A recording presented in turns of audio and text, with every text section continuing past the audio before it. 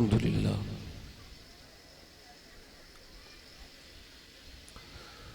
अल्हम्दुलिल्लाहि रब्बिल आलमीन वस्सलातु वस्सलामु अला अशरफिल अंबियाइ वल मुरसलीन अम्मा बअद। फ़अऊज़ु बिल्लाहि मिनश शैतानिर रजीम। बिस्मिल्लाहिर रहमानिर रहीम। कुल ला अस्अलुकुम अलैहि अजरन इल्लल मवद्दता फिल क़ुरबा। सदक़ल्लाहुल अज़ीम।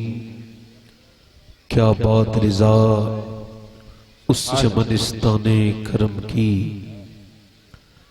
ज़हरा है कली जिसमें हुसैन और हसन फूल। सुभान अल्लाह। तेरी सरकार में लाता है रज़ा उसको शफी, जो मेरा गौस है और लाडला बेटा तेरा। आइए मोहब्बत के साथ बारगाह रिसालत में दुरूद पाक का नजराना पेश करें। पढ़िए अल्लाहुम्मा सल्ली अला सय्यदना मौलाना मुहम्मदिन व बारिक व सल्लिम सलातो व सलाम अलैका या रसूलल्लाह या नबी अल्लाह या हबीब अल्लाह। बुलंद आवाज से दुरूद पाक पढ़ें। अल्लाहुम्मा सल्ली अला सय्यदना मौलाना मुहम्मद। बाद हम्द दुरूद लायक ताज़ीम मेरे इमामी की जीनत मुअज़्ज़ज़ उलमा, मुअज़्ज़ज़ सामीन व सामियात, अस्सलामु अलैकुम व रहमतुल्लाहि ताला व बरकातुहू। वालेकुम अस्सलाम व रहमतुल्लाहि व बरकातुहू। खैरियत से हैं आप लोग? ये पंखा बंद करा दो, इसे बंद कर दो भाई, बस बड़ी मेहरबानी।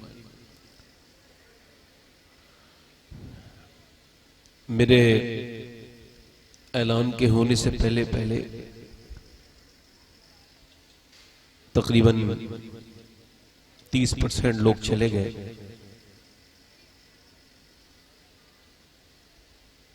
मुझे उनके जाने से हैरत हुई। आवाज तो मुझे भी इसकी अच्छी लग रही थी, हवा तो मुझे भी इसकी अच्छी लग रही थी, आवाज इसकी डिस्टर्ब कर रही है। इसे बंद कर दीजिए बिल्कुल। गर्मी कभी होती नहीं है, गर्मी अल्लाह करता है। गौसुल आजम फरमाते हैं कि गर्मी पर एतराज करना ये अल्लाह पर एतराज करना है। अल्लाह।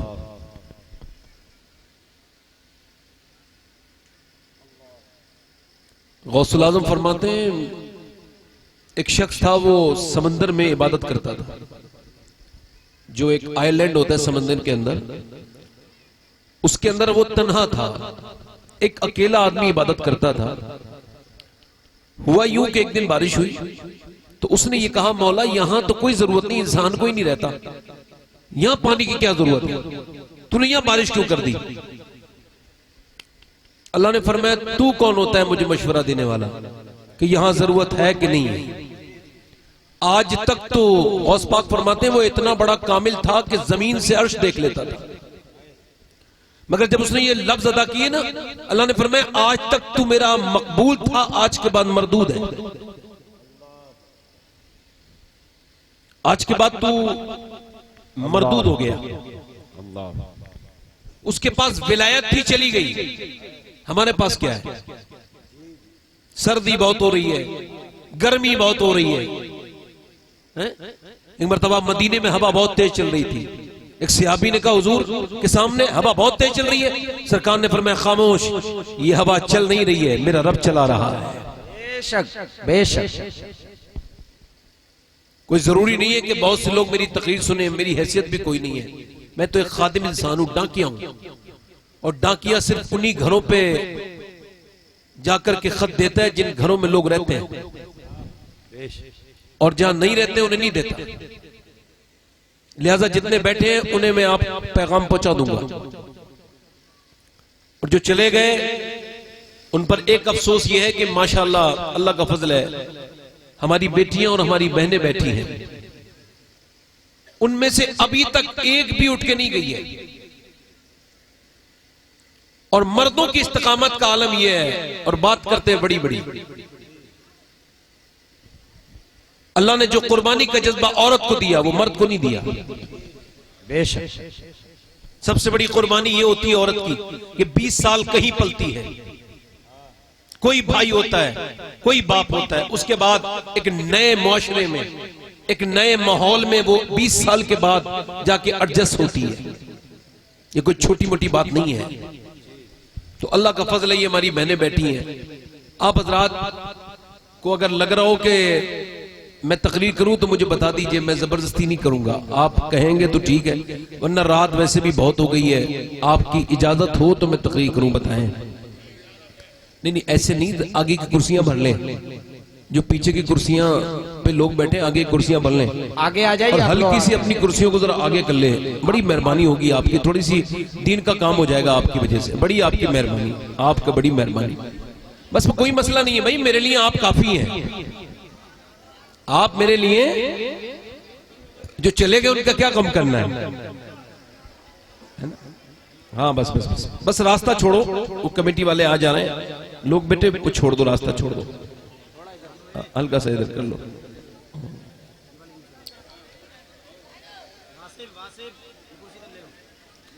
वैसे एक बात मुझे बताइए, आप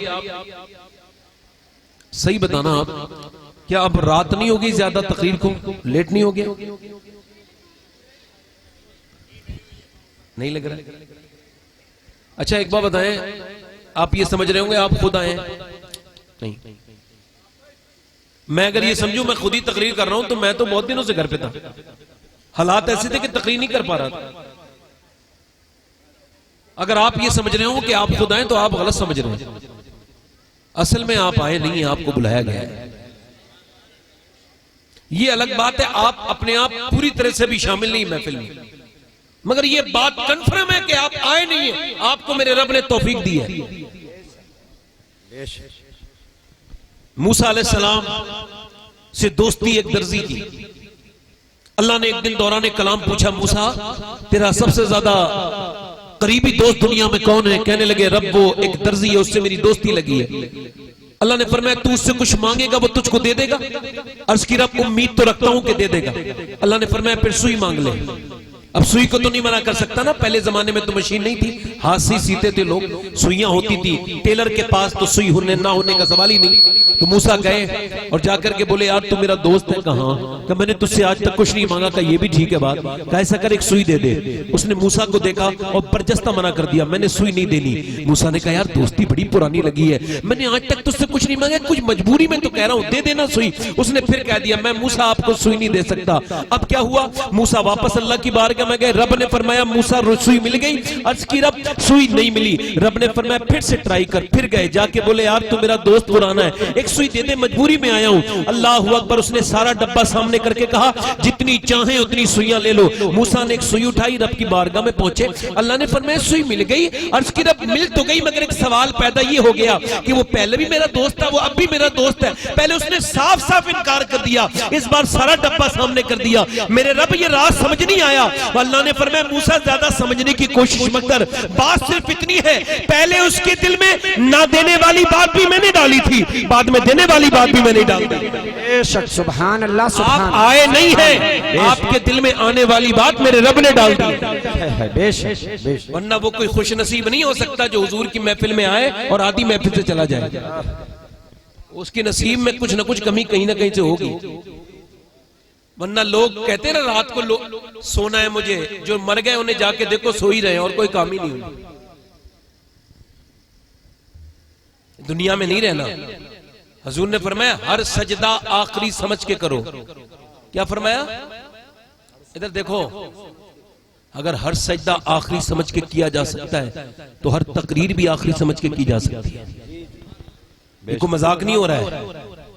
मैं ये मिंबर पे बैठा हूं, मुझसे हिसाब होगा कयामत के दिन। मेरा रब मुझसे जरूर पूछेगा मैंने तुझे इज्जत दी थी, मिंबर दिया था, तूने क्या बयान किया? मेरे बंदे तेरे सामने बैठते थे, तूने उन्हें क्या सुनाया? हंसाता रहा, लतीफे बयान करता रहा किसी न किसी सूरत में। गौसुल आजम की जब तकरीर होती थी तो लाशें निकलती थी।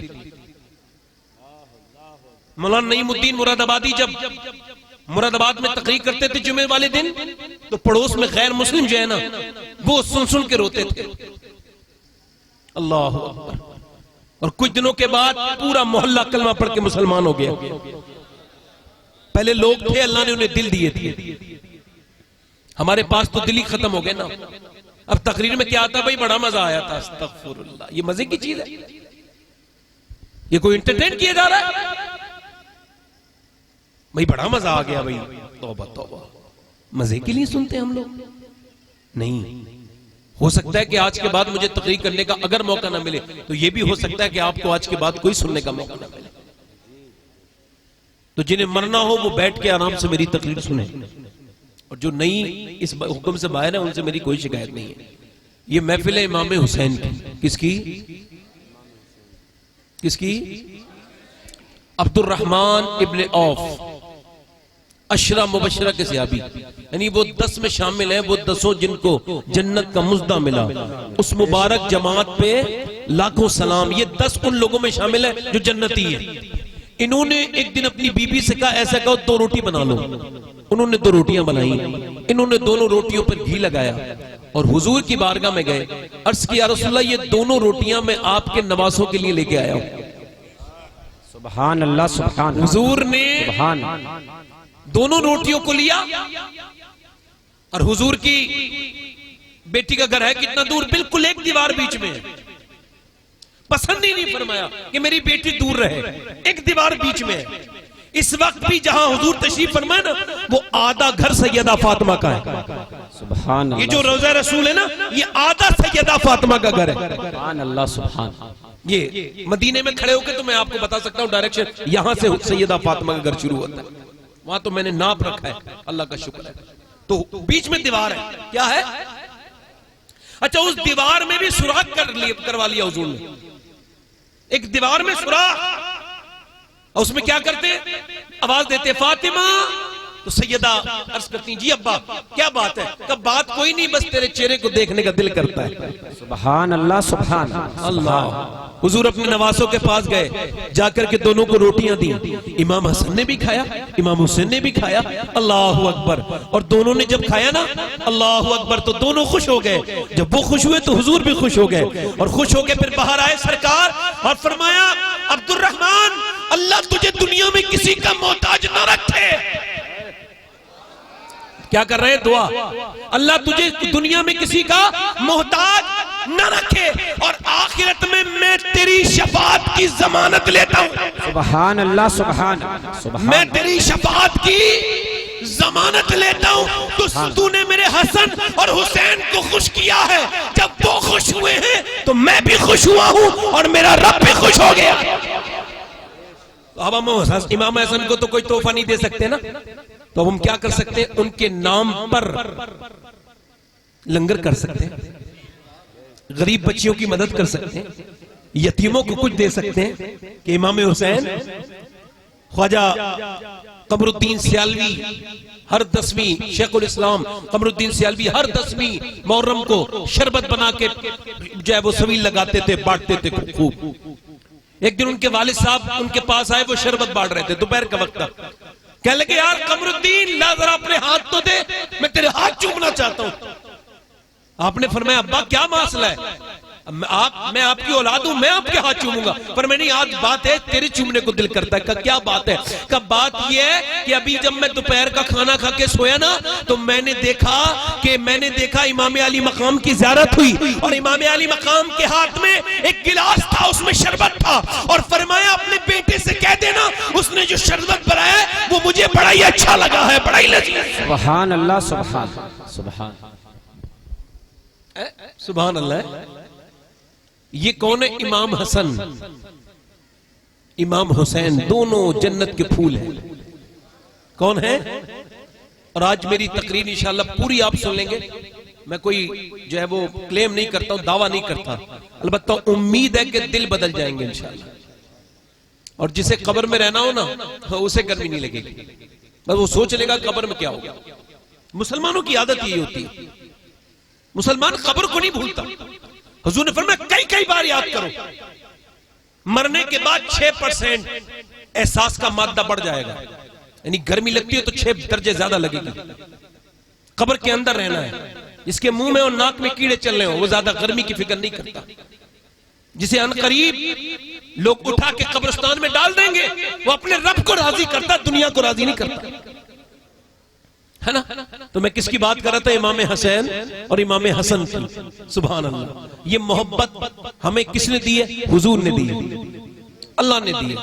अगर आपकी अगर मर्जी हो तो 2-3 शेर मैं भी पढ़ दूं, अगर इजाजत दे रहे हैं आप लोग, तो थोड़ा सा तबीयत आपकी फ्रेश हो जाएगी और मोहब्बत बढ़ जाएगी थोड़ी सी, है ना, रूह को ताकत मिलेगी। पढ़ दूं 2-3 शेर, मगर ऐसे तो नहीं, जरा थोड़ा सा आप हल्के से बोल दो ना सुभान अल्लाह।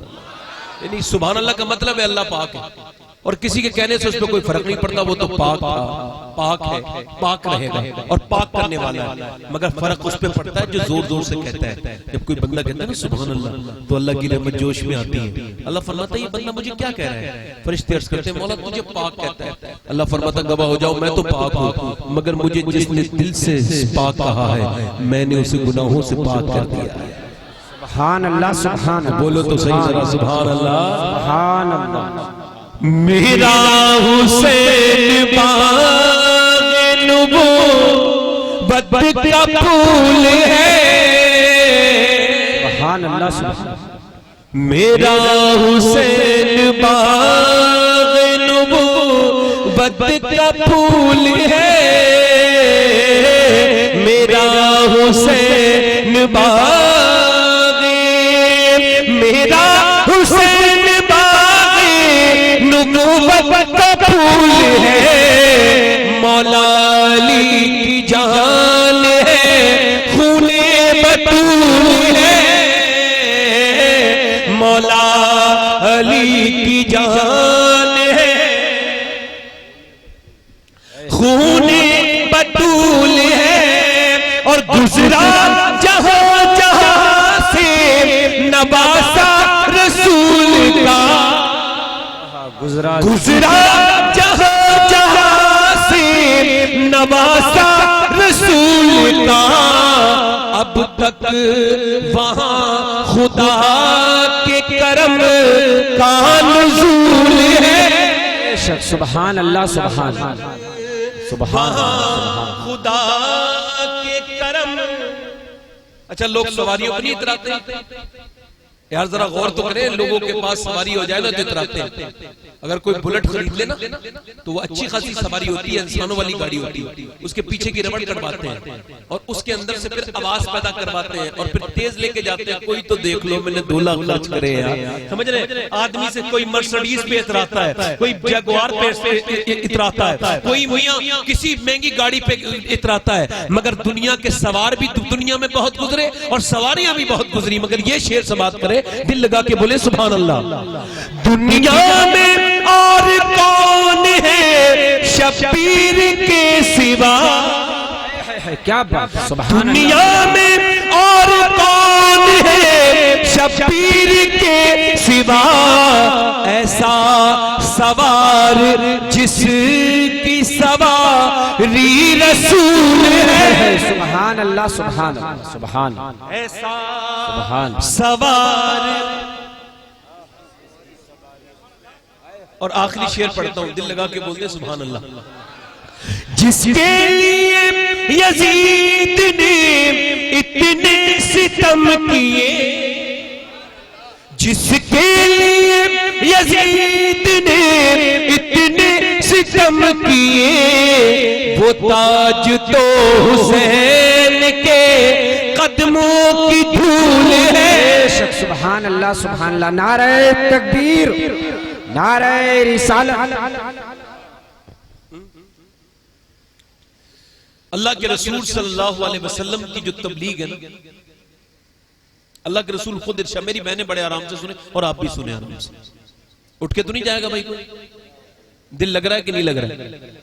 लग रहा है। और नहीं लग रहा हो ना तो मुझसे या तो तकरीर नहीं हो रही है या फिर दिल में कोई कमी है। हजरत अली फरमाते हैं जब तुम्हें अच्छी बातें अच्छी ना लगे ना, और जो रोने के मकाम पे तुम्हें रोना ना आए यानी सजदे में, तो ये समझ लेना कि तुम्हारा दिल अब मुर्दा हो चुका है। तो उसका इलाज यही है, मौत को कसरत से याद करो और कसरत से अल्लाह का जिक्र करो। तो मैं क्या अर्ज कर रहा था कि इमाम हुसैन तो बेमिसाल है ना। कोई मिसाल है हुसैन की? यार आपके यहां और हमारे यहां बच्चा जब पैदा होता है ना, तो दादियां, ताइयां, चचियां घुट्टियां तैयार करती हैं, मगर जब हुसैन पैदा हुए तो उनकी गुट्टी किसी और ने तैयार नहीं की, मेरे मुस्तफा जाने रहमत ने अपनी ज़बाने मुबारक की घुट्टी इमाम हसन को पिलाई है। और आपके यहाँ जब बच्चे पैदा होते हैं तो रिश्तेदार जो है ना वो नाम रखते हैं, मगर हुसैन जब पैदा हुए तो मेरे नबी ने उनका नाम रखा है ना। तवज्जो है कि नहीं है भाई? हुसैन बेमिसाल है। मगर ये जो महीना है और ये जो आपसे ये बात कहना चाह रहा हूं आज की तकरीर में कि आखिर क्या बात है, 1400 साल गुजरने को हुए मगर आज तक हुसैन का ये वाकया पुराना नहीं हो रहा। फतवे भी बड़े लगे, लोग चीखे चिल्लाए भी बहुत, मगर ये शोर खत्म है, ये शोर खत्म नहीं हुआ। बल्कि ये जो हिंदुस्तान की आजादी है इसमें भी मेरे हुसैन का हाथ है। अगर मेरा हुसैन करबला में कुर्बानी न देता तो हिंदुस्तान आजाद नहीं होता। अजीब सा सवाल आपसे कर दिया। आप सोच रहे हो इमाम हुसैन से यहाँ की आजादी का क्या मतलब? आजादी अबू ये हुसैन तो तब शहीद हुए, मगर मियाँ चीजों को जोड़ो तो आपके बात समझ में आ जाएगी। जरा गौर तो करें, आप जरा गौर करें। जब यहाँ के जो गांधी जी है ना, गांधी जी, ये जिनकी नोटों पे तस्वीर होती है ना, आपने देखा है ना, जवानी की तस्वीर होती है तो बाल भी होते हैं, अब उस जमाने की तस्वीर है। तो वो जो गांधी जी की तस्वीर नोट पे, उसी गांधी की बात कर रहा हूँ। जब ये ब्रिटिश एम्पायर के खिलाफ खड़े हुए, जब ये बड़ी बड़ी ताकत के खिलाफ जब खड़े हुए तो उनके पास क्या था? चरखा, और इनके पास जो थे कपड़े थे, धोती थी, और कोई चीज नहीं थी। ये कहते थे मार काट के नहीं, हम हिंसा से नहीं, अहिंसा से हिंदुस्तान को आजाद कराएंगे, अमन से आजाद कराएंगे। तो किसी ने इनसे कहा आप ये बताइए, इतनी बड़ी बहरी ताकत से आप टकरा रहे हैं, इतनी बड़ी अंग्रेज ब्रिटिश एम्पायर से आप टकरा रहे हैं, आप ये बताइए आपके पास कौन सी ऐसी ताकत है और या क्या सोच के आप अंग्रेजों के खिलाफ खड़े हुए हैं? आपके पास ताकत तो है नहीं। तो गांधी ने कहा था मेरे पास और तो कोई मिसाल नहीं है, मगर करबला के हुसैन की मिसाल की वजह से खड़ा हो गया हूं कि हुसैन भी जालिमों के खिलाफ 72 खड़े हुए थे 22,000 के खिलाफ। करबला में आज पूरी दुनिया जाके देख ले, 22,000 का नाम निशान भी नहीं है, और 72 के खेमे अब भी करबला में वहीं पे लगे हुए हैं। सुभान अल्लाह, सुभान अल्लाह, वहीं पे लगे हुए। ये मोहब्बत कम नहीं होती, ये क्यों कैसे कम हो जाएगी भाई? अल्लाह के रसूल की बारगाह में सहाबा ने अर्ज की, हुजूर ये जो आपकी तबलीग है, तवज्जो, ये जो आपकी तबलीग है ना, ये जो आपने जहन्नमियों को जन्नती बनाया, ये जो आपने काफिरों को मुसलमान बनाया, ये जो आपने मुशरिकों के सीने में ईमान की दौलत भरी है, हम इसका बदला आपको देना चाहते हैं। इसके बदले में कुछ उजरत देना चाहते हैं, कोई नजराना, कोई आपको पैसे। अल्लाह यार, एक हदीस मुझे याद आ रही है, बड़ी प्यारी, कल ही पढ़ी है मैंने। अब अगर मिस कर दी तो क्या पता।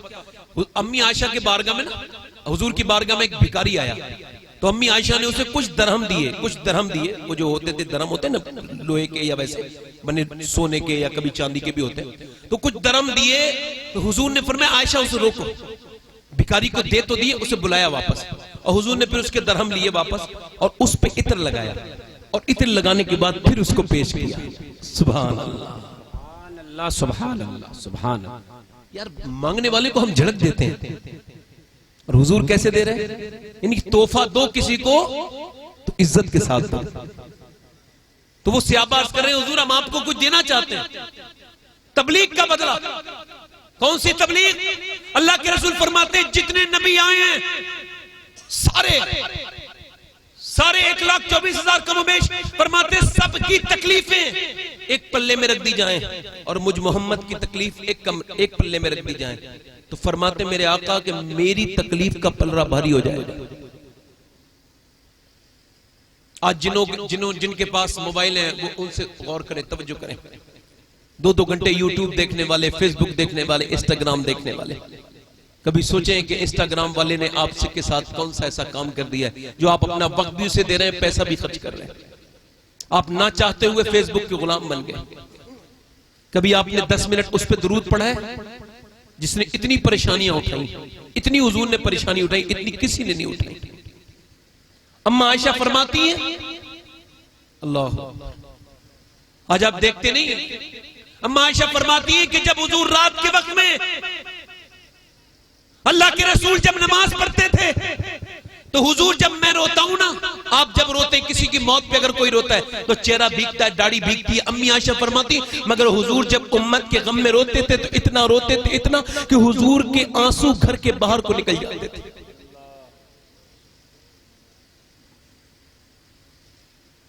मोहब्बत रसूल अपनी औलाद को दीजिए, मगर ऐसे थोड़ी मिलेगी। मेरी बहनें भी सुने, आप भी सुने। कुछ लोग यहां हाजी भी होंगे जिन्होंने हज करके आए होंगे, अरफात का मैदान देखा होगा उन्होंने।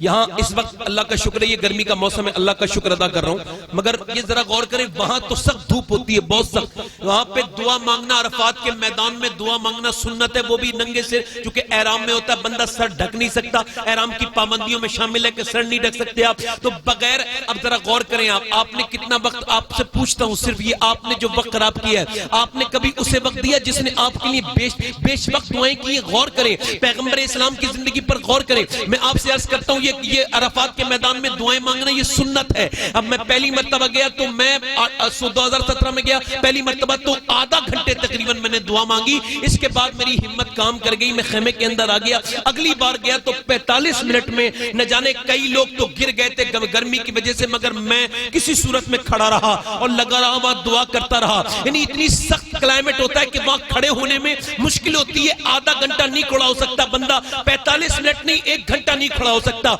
मगर हजरत अबू हुरैरा रज़ी अल्लाह तआला अन्हु फरमाते कि जब आखिरी हज के मौके पर मैंने पैगंबर इस्लाम को उसी मैदान में दुआ मांगते हुए देखा तो हुजूर ने अपने हाथ उठाए और उठाने के बाद अल्लाहु अकबर, हुजूर ने दुआ मांगनी शुरू की और दुआ मांगते मांगते हुजूर ने अपने सीने से अपने हाथ लगाए और हुजूर रोना शुरू हुए।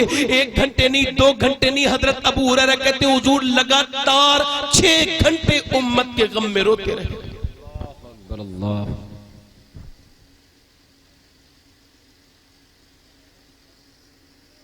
पैगंबर इस्लाम ने जब इस्लाम की तबलीग शुरू की मक्के में, तो आपके घर में पत्थर आते थे, पत्थर।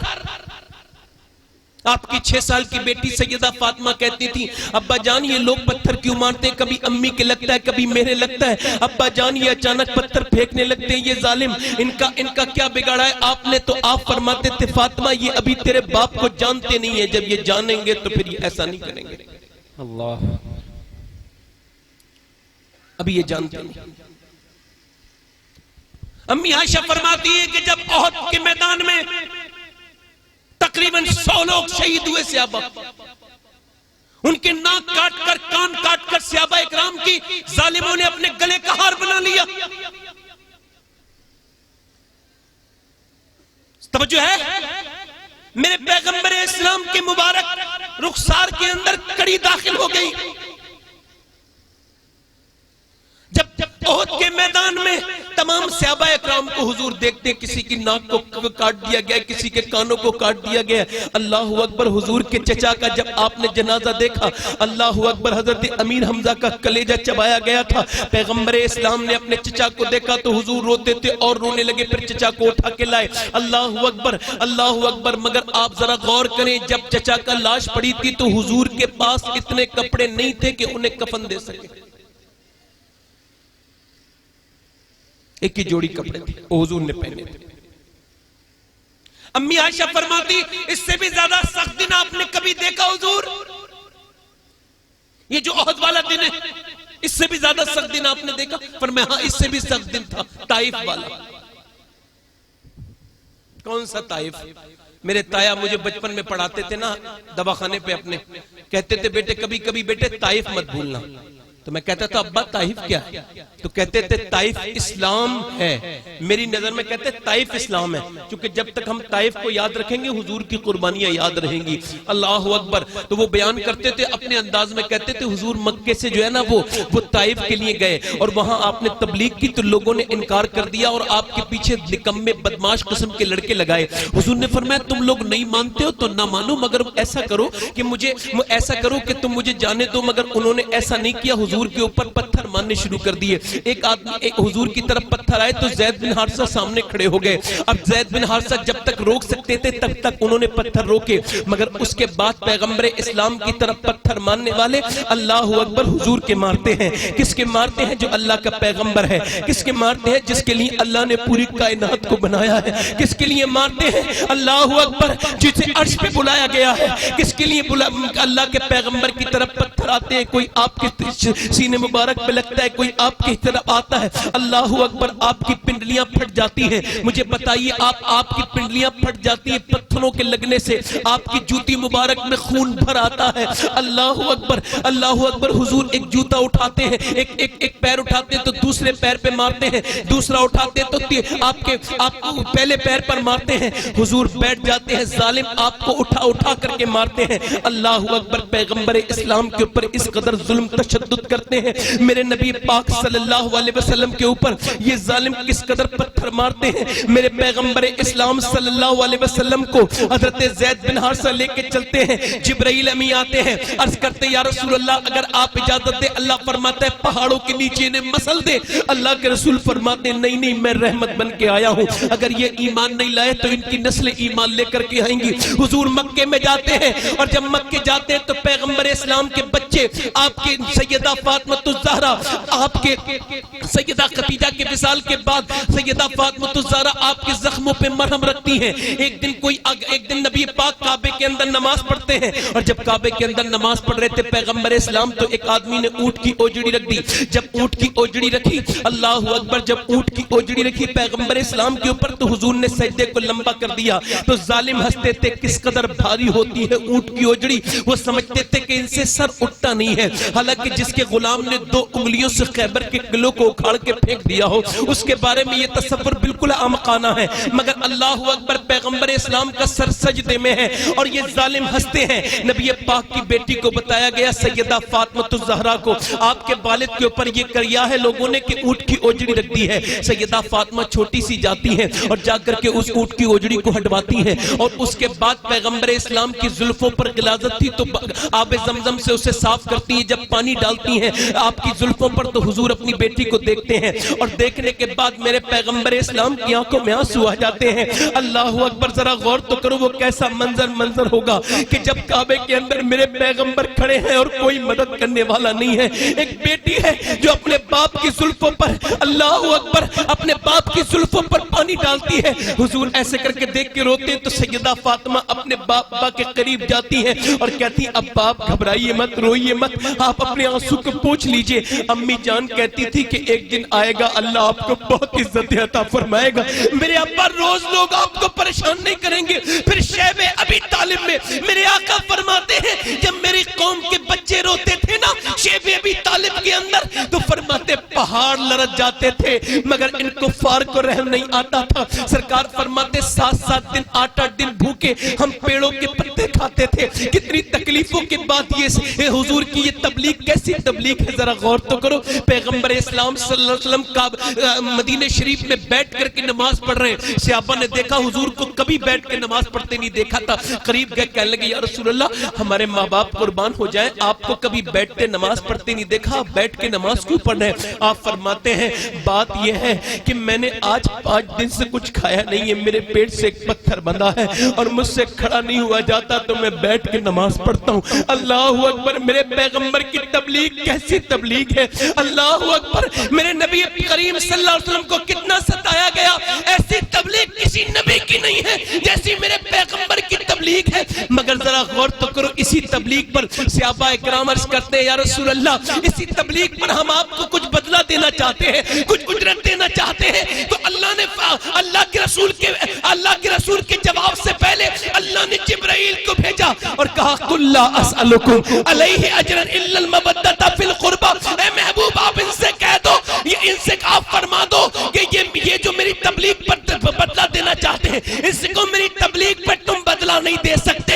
ना मैं तुमसे बदला चाहता हूँ। हाँ, अगर देना चाहते हो तो मेरे औलाद की मोहब्बत यानी हुजूर की तबलीग का बदला हसन और हुसैन को अपने दिल में बिठा देना है। सैयदा फातिमा से मोहब्बत है, मौला अली से मोहब्बत है। यही वजह है कि जमाने बदल गए, हमारे बाप दादे कब्रों में चले गए, आज उनकी औलादें ये कह रही है कि मैं भी हुसैन पे कुर्बान था और मेरी औलादें भी इंशाअल्लाह हुसैन। सुभान अल्लाह, सुभान अल्लाह, सुभान अल्लाह, सुभान अल्लाह। नारे तकबीर, यही वजह नारे है रिसालत। मेरे पैगंबर इस्लाम में जरा गौर तो करो, कितनी मोहब्बत फरमाते हैं अपने बच्चों से। तवज्जो चाहता हूँ, जरा गौर करें आप, तवज्जो चाहता हूँ कितनी मोहब्बत फरमाते हैं। हजरत अबू हुरैरा का नाम सुना है? दिल लग रहा है नहीं लग रहा आप लोग? हजरत अबू हुरैरा का नाम सुना है? अरे सारी हदीसें अक्सर उनसे ही रिवायत है, हराम हलाल की तकरीबन 850 हदीसें उनसे ही रिवायत है। हज के तमाम मसाइल, हज के अरकान अबू हुरैरा। मगर अबू हुरैरा, हाफिज ज़ाबी लिखते हैं एक दिन इमाम हुसैन, तवज्जो, इमाम हुसैन एक जनाजे से वापस आए, आकर पत्थर पे बैठ गए। कहां बैठ गए? पत्थर पे बैठ गए। और जब पत्थर पे बैठे ना, अभी मैं जब तकरीर कर रहा था ना, तो दो लोग आए, कान में बात की, चले गए। उन्हें यही नहीं पता मैं क्या बोल रहा हूं।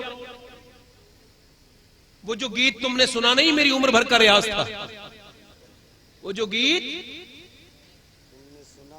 गालिब ने कहा था, गर्च दुश्वार है हर बात का आसा, हर काम का आसा होना, आदमी को भी मुयस्सर नहीं इंसान होना।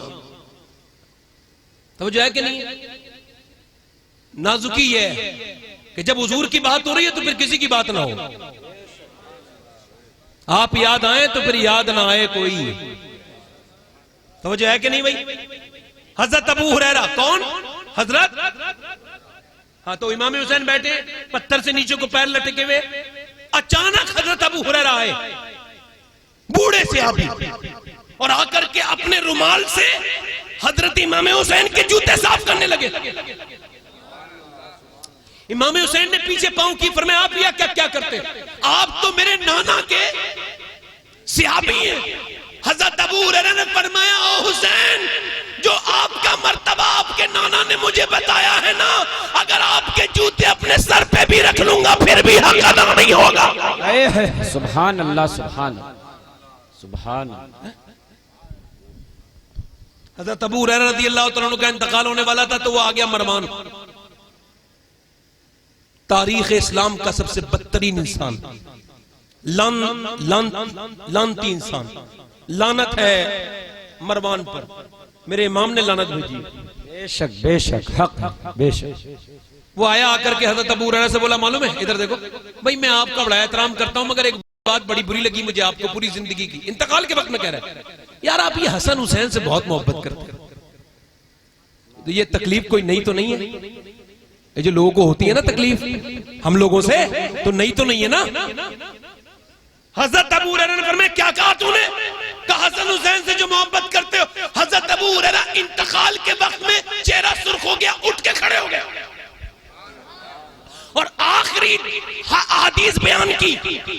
फरमाया सुन मरवान, एक दिन मैं सफर पे था, हुजूर भी सफर पे थे, काफिला चल रहा था, चलते चलते चलते काफिला ठहरा तो बच्चों के रोने की आवाज आई। मैं भी हुजूर के साथ पीछे चलने लगा और हुजूर भी गए। जा करके देखा तो हुजूर की बेटी फातिमा है और बच्चे रो रहे हैं। नबी पाक ने फरमाया, क्या बात है फातिमा, ये हसन हुसैन रोते क्यों हैं? अर्ज की, अब्बा जान बात ये है, बच्चे प्यासे हैं, प्यास की वजह से रो रहे हैं, तवज्जो चाहता हूँ। तो हुजूर ने फरमाया, जो भी मेरे नवासों को पानी देगा मैं उसका बदला कौसर के जाम से दूंगा, जाओ जाकर के ढूंढो। हजरत अबू हुरैरा ने पूरे मैदान में ढूंढा मगर कहीं पानी नहीं मिला। आकर के अर्ज़ किया, रसूलुल्लाह किसी के पास कोई पानी नहीं है।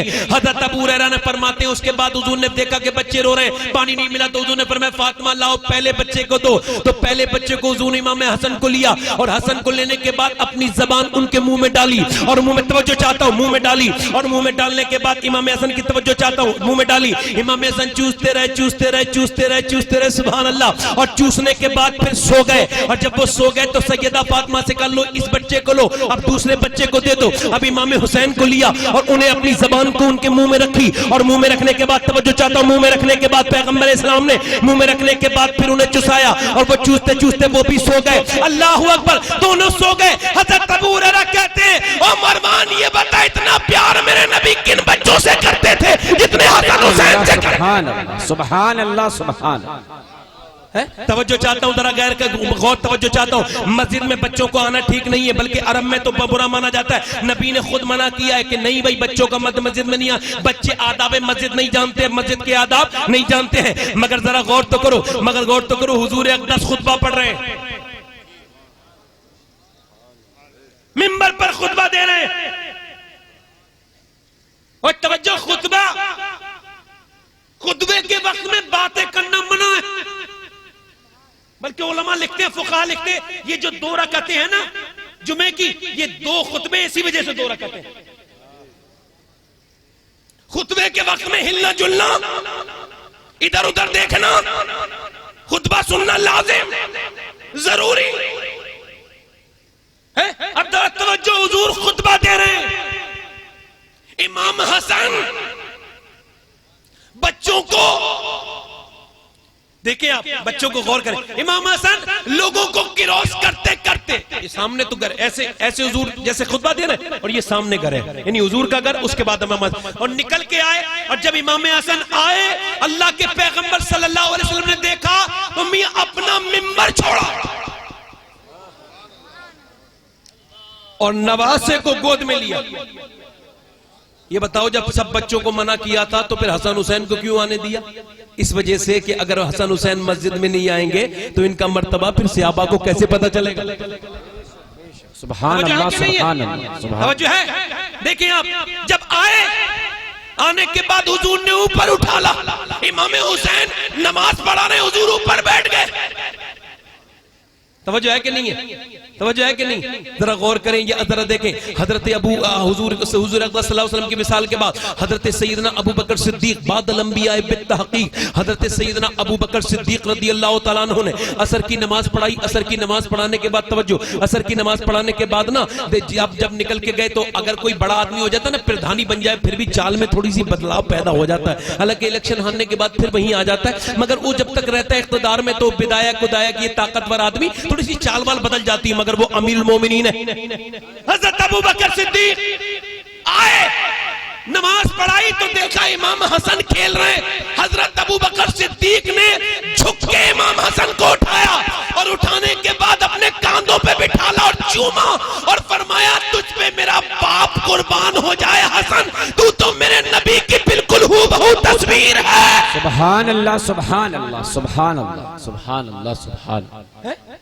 अफजल है कुल जहां में घराना हुसैन का, नबियों का ताजदार है नाना हुसैन का। सुभान अल्लाह, सुभान। मगर भाई अब सवाल ये पैदा होता है कि हुसैन, डॉक्टर इकबाल कहते हैं, लोग कहते हैं हुसैन हुसैन, मैं कहता हूं ठीक है, हुसैन की बड़ी बात है, मगर हुसैन ऐसे तो नहीं पैदा होता ना। थोड़ा सा गौर करके मेरी बात को सुने। बताओ आप, आज हुसैन के किरदार क्यों नहीं पैदा हो गए हमारी कौम में? क्यों नहीं पैदा हो रहे? हर आदमी अपने अपने हिसाब से जालिम है। फल वाला फल बेचने में जुल्म कर जाता है, खरीदने वाला खरीदने में जुल्म कर जाता है, मजदूर मजदूरी के हिसाब से जुल्म कर जाता है, और उसे पैसे देने वाला पैसे देने में जुल्म कर जाता है। मियां अपनी बीवी पे जालिम है तो बीवी उसकी अपनी सास पे जुल्म कर रही है। क्यों? बताओ, ऐसे किरदार क्यों नहीं पैदा हो रहे? हैदराबाद दक्कन में तकरीर हो रही थी, एक डीएम आ गए, डीएम औरत, डीएम औरत हिंदू थी, गैर मुस्लिम, और माइक पे आके बोली, मैं हुसैन से मोहब्बत रखती हूं। बोले सुभान अल्लाह। कह लगी हुसैन में आस्था है, विश्वास है, यकीन है।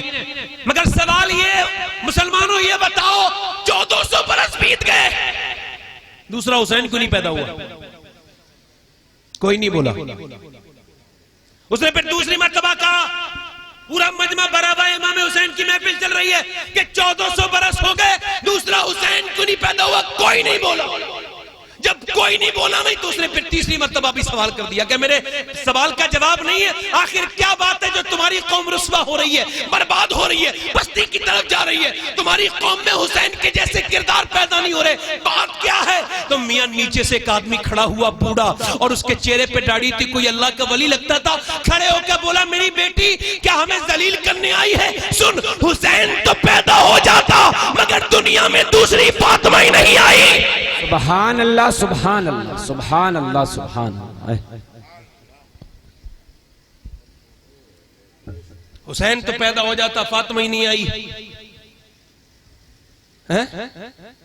सैयदा फातिमा कौन है? कैसे इमाम हसन हुसैन बड़े हैं? इमाम हसन कहते हैं मैंने अपने घर में देखा 17 दिन का फाका। कितने दिन का? आपने सुन भी लिया और मैंने कह भी दिया, कभी सोचो तो इसे। 17 दिन कहते हैं, मगर फिर भी मेरी मां पूरी रात नमाज पढ़ती थी, पूरी रात। कितनी रकात? 1000 रकात नमाज नफिल एक रात में। मेरी बहनें सुन ले जरा, इधर देखें, ये देखें आप, ये जो इमाम हुसैन है ना, इनके घर में 3 तैयारियां हो रही थी। एक तो हसन बन रहे थे, एक हुसैन बन रहे थे, और एक औरतों के लिए ज़ैनब का किरदार तैयार हो रहा था। बोलो तो सही है? हुजूर की बेटी सैयदा फातिमा, अल्लाह के पैगंबर की बेटी, आपके यहां भी शादी होती है, हुजूर की बेटी की भी शादी हुई थी। जो औरत कभी बेपर्दा नहीं होती है उसे शादी वाले दिन बेपर्दा देख लो। ये बताओ, जब घरों में डांस गाने बाजे डीजे, एक शेर नहीं पढ़ते हम सुन्नी लोग, क्या कहते हैं जोश में? सुना है आप हर आशिक के घर, मेरे घर में भी हो जाए चरागा। शेर यार जज्बात के एतबार से बड़ा ठीक है, मगर सोचो तो कभी इस पे गौर किया? सुना है आप हर आशिक के घर तशरीफ लाते, मेरे घर में भी हो जाए चरागा या रसूल अल्लाह। क्या हमारे घर इस लायक हैं? अगर हुजूर करम फरमाए और मेरे दरवाजे पे आ जाएं, हमारे दरवाजे पे, तो कहां बिठा लोगे हुजूर को? जिस कमरे में एलईडी चलती है, एलसीडी चलती है, जिसमें फिल्म चलती है, उस कमरे में बिठा लोगे जहां औरतें नाचती हैं? बताओ भाई, उस घर में हुजूर को बिठा लोगे जहां औरतें बेपर्दा हैं? उस घर में बिठा लोगे जहां के लोग मस्जिद में नमाज पढ़ने नहीं जाते? अगर हुजूर ना मेरे घर आ जाए ना, तशरीफ ले आए, दरवाजे के बाहर हो मेरे आका, और ये कहे कि भाई मैं तेरे घर में अंदर आना चाहता हूं, मैं हुजूर के कदमों में गिर के यही कहूंगा, हुजूर मेरा घर इस लायक नहीं है कि आप आए। मैंने अपने घर को ऐसा बनाया ही नहीं है, तो मेरे जज्बात है कि हुजूर आप तशरीफ ले आए। देखो, तकरीरें होती हैं, लोग मजे नहीं, मसला नहीं है। मसला ये कि जब तक हमारे घरों की औरतों को हम नहीं समझा सकते, तब तक हम एक किरदार अच्छे बच्चे नहीं माशरे को मिलेंगे। माएं नेक नहीं होंगी, बच्चे नेक नहीं हो सकते। माएं कुरान नहीं पढ़ेंगी, बच्चे कुरान नहीं पढ़ सकते। तवज्जो चाहता हूं, माओं का ऐसा असर पड़ता है, ऐसा असर पड़ता है। रात का वक्त है, दिल्ली है, दिल्ली में रात के वक्त में एक औरत उठ गई और वो मुसल्ले पे रोने लगी। खुदा की कसम, सबसे अच्छी जगह रोने की मुसल्ला है। कितना भी रो, इज्जत घटती नहीं बढ़ती है, और किसी को पता भी नहीं चलता, और दर्द उस तक पहुंच जाता है जो दर्द को समझता है। समझो है कि नहीं? मौला अली कहते हैं जो अल्लाह के सामने रोता है, अल्लाह उसे किसी के सामने नहीं रोने देता, और जो अल्लाह के सामने नहीं रोता वो सबके सामने रोता है। इकबाल कहता है वो एक सजदा जिसको तू गिरा समझता है, 1000 सजदों से देता है आदमी को निजात। तो जो है मेरी बात पर नहीं है भाई। है? तो वो औरत रो रही है, रात का वक्त, एक खातून रो रही है मुसल्ले पर, उसकी सिसकियों की आवाज से उसका बच्चा करीब में लेटा था, 6 या 7 साल का। उसकी भी आंख खुल गई, उसने अपनी माँ का इंतजार किया। माँ ने जब नमाज मुकम्मल की तो बेटे ने कहा, अम्मी जान ये बताओ आप रो क्यों नहीं थी? तो माँ ने जब ये देखा मेरा बेटा उठ गया, तो माँ ने कहा बेटे बात ये, अभी जब मैं लेटी थी तो मैंने देखा कि मेरे ऊपर एक कीड़ा चढ़ गया, तो मैंने फिर सोचा कि आज तो मैं अपना कीड़ा हटा भी रही हूँ, मगर कल का दिन होगा, मुझे घर से उठा के ले जाया जाएगा, मुझे कफन पहनाया जाएगा, उसके बाद मुझे मेरे जनाजे को ले जाकर के एक अंधेरी कब्र में रख देंगे, और जैसी रखेंगे वैसे कीड़े आएंगे, कीड़े मेरी नाक में घुसेंगे, मेरे मुंह में घुसेंगे, मेरे पूरे चेहरे में घुसेंगे, मगर मैं उसे हटा नहीं पाऊंगी। आप यही सोच रही हो कि एक दिन तो घुसने हैं कीड़े, एक दिन तो मुझे कब्र में दफन होना है, आज नहीं तो कल नहीं तो परसों, एक दिन तो मुझे मौत आनी है, लिहाजा मैं इस वजह से रो रही हूँ मेरे बच्चे के मेरा रब मुझे मुझ पे फजल करे और मुझे कीड़ों से बचा ले।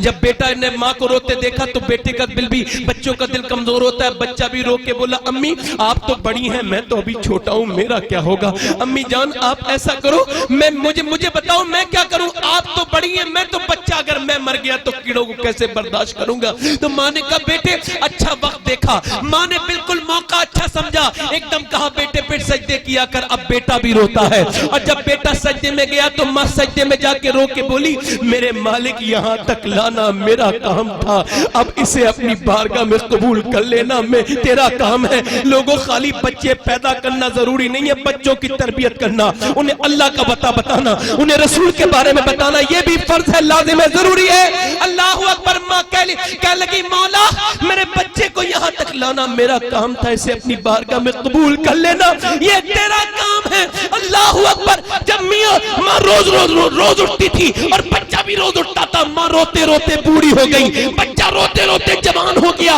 माँ का इंतकाल हो गया, माँ का इंतकाल हो गया। बेटे का भी कुछ दिनों के बाद बूढ़े हुए बेटे भी, उनका भी इंतकाल हो गया, मगर उसके बाद दिल्ली की हुकूमतें बदलती रही, बादशाह बदलते रहे, महारानियां बदलती रही, रानियां मलिकाएं बदलती रही, मगर जाके दुनिया दिल्ली को देख ले कि वो जो माँ रोती थी उसका नाम जुलेखा था, माई साहिबा। दुनिया जाके देखे आज उसका मजार कई बीघा में दिल्ली के बीच में बना हुआ है, उसका मजार पे हर साल मेला लगता है, और उसका बेटा, उसका नाम निजामुद्दीन है, उसके मजार पे हर रोज मेला लगता है। बेशक सुभान अल्लाह सुभान अल्लाह सुभान, जिंदाबाद जिंदाबाद, सुभान अल्लाह सुभान। बोलो तो सही है? मगर आज बच्चियों से कोई नहीं कहता सर पे दुपट्टा रख लो। हजूर की बेटी सुने, तवज्जो, इधर देखें तवज्जो। हजूर की बेटी 6 महीने की, 6 साल की, सैयदा ज़ैनब 6 साल की, कितने साल की? कुरान पढ़ रही है। क्या पढ़ रही है? कुरान पढ़ते पढ़ते पढ़ते सर से दुपट्टा गिर गया।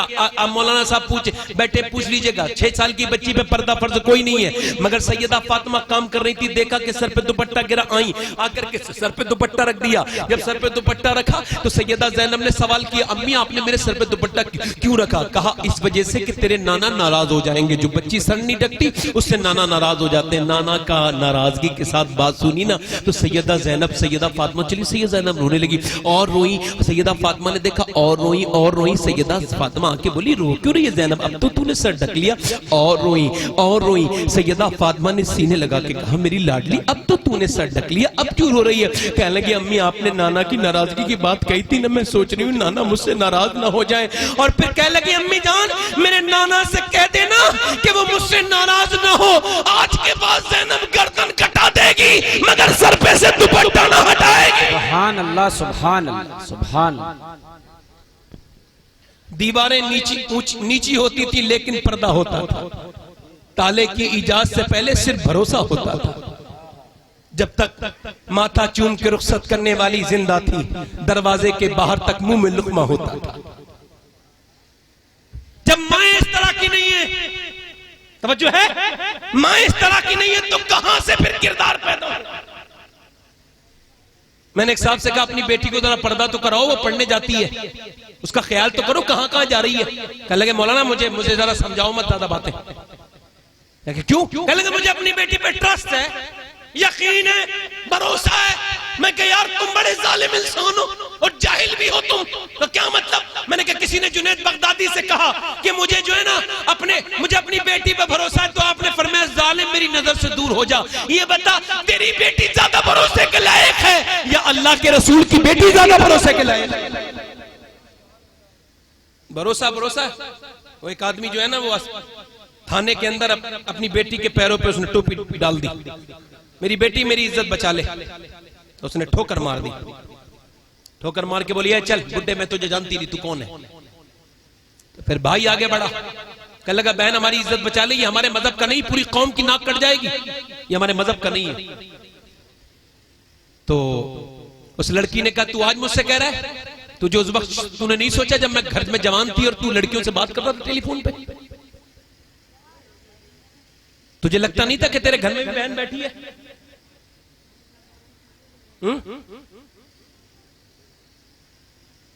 अफसोस के साथ कहना पड़ रहा है मगर कह रहा हूं मैं, छुपानी नहीं चाहिए बात। एक सही आंकड़े के मुताबिक 2014 से लेकर अब तक 40,000 से ज्यादा लड़कियां मुर्तद हो चुकी हैं, इस्लाम छोड़ चुकी हैं हिंदुस्तान में। अल्लाह। फेसबुक और व्हाट्सएप चलवाओ। आला हजरत ने फरमाया इन्हें सूरह यूसुफ की तफसीर भी ना पढ़ाओ, ये नाजुक कलियां टूट जाएंगी।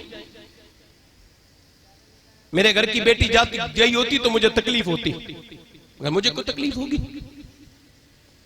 हाँ, अगर मैं ये सोचूं कि मेरे हुजूर की कलमा पढ़ने वाली गई है और वो गई भी हमारी वजह से कि हम उसे सही रास्ता नहीं दिखा पाए, हमने उसे सैयदा फातिमा के बारे में नहीं बताया। हुजूर की बेटी आती थी तो हुजूर उठ के खड़े हो जाते थे, अपनी बेटियों का ख्याल रखा करो। उठ के खड़े होके हुजूर सैयदा फातिमा का हाथ चूमते थे, फिर पेशानी चूमते थे, फिर अपने मिंबर पे बिठाते थे। बताओ जिसका बाप इतना प्यार करेगा क्या उसकी बेटी कभी बहकेगी?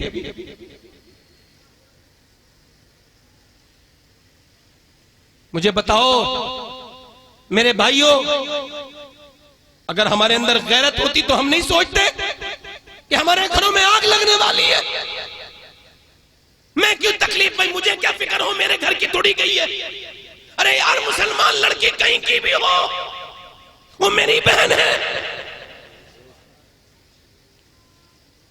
मेरे नबी पाक सुनो, मेरे नबी पाक ने जंग के बाद देखा एक लड़की थी, उसका लड़का खो गया था, हातिम ताई की पोती गालिबन। तो वो जो है ना बगैर दुपट्टे के निकल के जा रही थी, तो हुजूर ने फरमाया सलमान ले मेरी चादर इसके सर पे ढक दे। सलमान फारसी कहने लगे हुजूर मुसलमान की बेटी नहीं है, काफिर की बेटी है। फरमाया काफिर की बेटी है तो किसी की बेटी, तू उसका सर ढक दे, कयामत के दिन मेरा अल्लाह तेरे गुनाहों को बख्श देगा, ढक देगा। अल्लाह अकबर। मेरे हुजूर ने गैरों की लड़कियों के सर ढक दिए मगर हम अपनी बहनों के सर नहीं ढक पा रहे।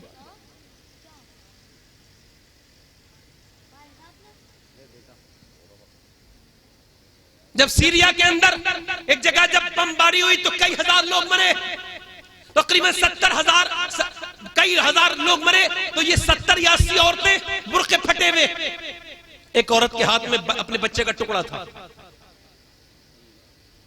बुर्कों में पैमद लगे थे। तवज्जो इधर देखो, बुर्कों पैमद लगे थे सीरिया में, तवज्जो, बुर्कों पैमद लगे थे मगर फटे हुए बुर्के बाहर को निकली, गर्द में दबी हुई। किसी का हाथ टूटा हुआ है, किसी का पैर टूटा हुआ है, किसी औरत के कुछ हो गया, किसी का बच्चा मर गया, किसी का शौहर मर गया। मगर सारी जब पर्दे में बुर्का पहन के बाहर को निकली तो अंग्रेज हंसने लगे। देखो तो इनका सब कुछ बर्बाद कर दिया मगर ये पर्दा नहीं छोड़ रही, बेवकूफ औरतें। इन्हें देखो तो जब ये बदतमीजी करने लगा तो एक औरत पलट के पीछे को मुड़ी और उसने इंग्लिश में कहा, ओ जालिम कुत्ते, सुन, मेरा बाप और मेरा भाई मरा है मगर मेरा इस्लाम अभी जिंदा है। सुभान अल्लाह, सुभान अल्लाह। क्या बात हुई ऐसी कमी कि हमने अपनी बच्चियों को कुरान नहीं सिखाया? हुसैन का किरदार क्यों नहीं पैदा हो रहा हमारी कौम में? कहो तो थोड़ी देर और बोलूं या खत्म कर दूं? बोलो भाई। देखो मैं आपको कोई हंसा नहीं पाऊंगा, मैं कोई एंटरटेन नहीं कर पाऊंगा आपको, मैंने पहले आपसे कह दिया। ये ऐसी बात समझ आ रही है तो और बोलो, बोलो। दिल लग रहा है आपका? नहीं लग रहा? मैं अर्ज करता हूं मियां, अपने घर की औरतों को बताओ कि कैसे हुसैन का किरदार कैसे वजूद में आया है। ए बच्चे, बेटे अपने घर जाके बात कर लेना मेरे भाई, आपकी जूतियां मेरे सर पर, मगर खामोश हो जाओ। तो जो है कि नहीं है? हाँ। देखें भाई, अगर 1 घंटे वाली बात होती ना तो वो तो मैं कर चुका, खत्म कर देता, मगर यह 1 घंटे वाली बात नहीं है। आपके जब तक समझ में नहीं आएगी मैं समझाता रहूंगा। मेरी बात समझ आ रही है? इमाम हुसैन की बात है तो हुसैन की बात कर लेते हैं। अल्लाह के पैगंबर सल्लल्लाहु अलैहि वसल्लम की बेटी का किरदार, आओ सलाम करें उसके आस्ताने को, हुसैन पाल के जिसने दिया जमाने को।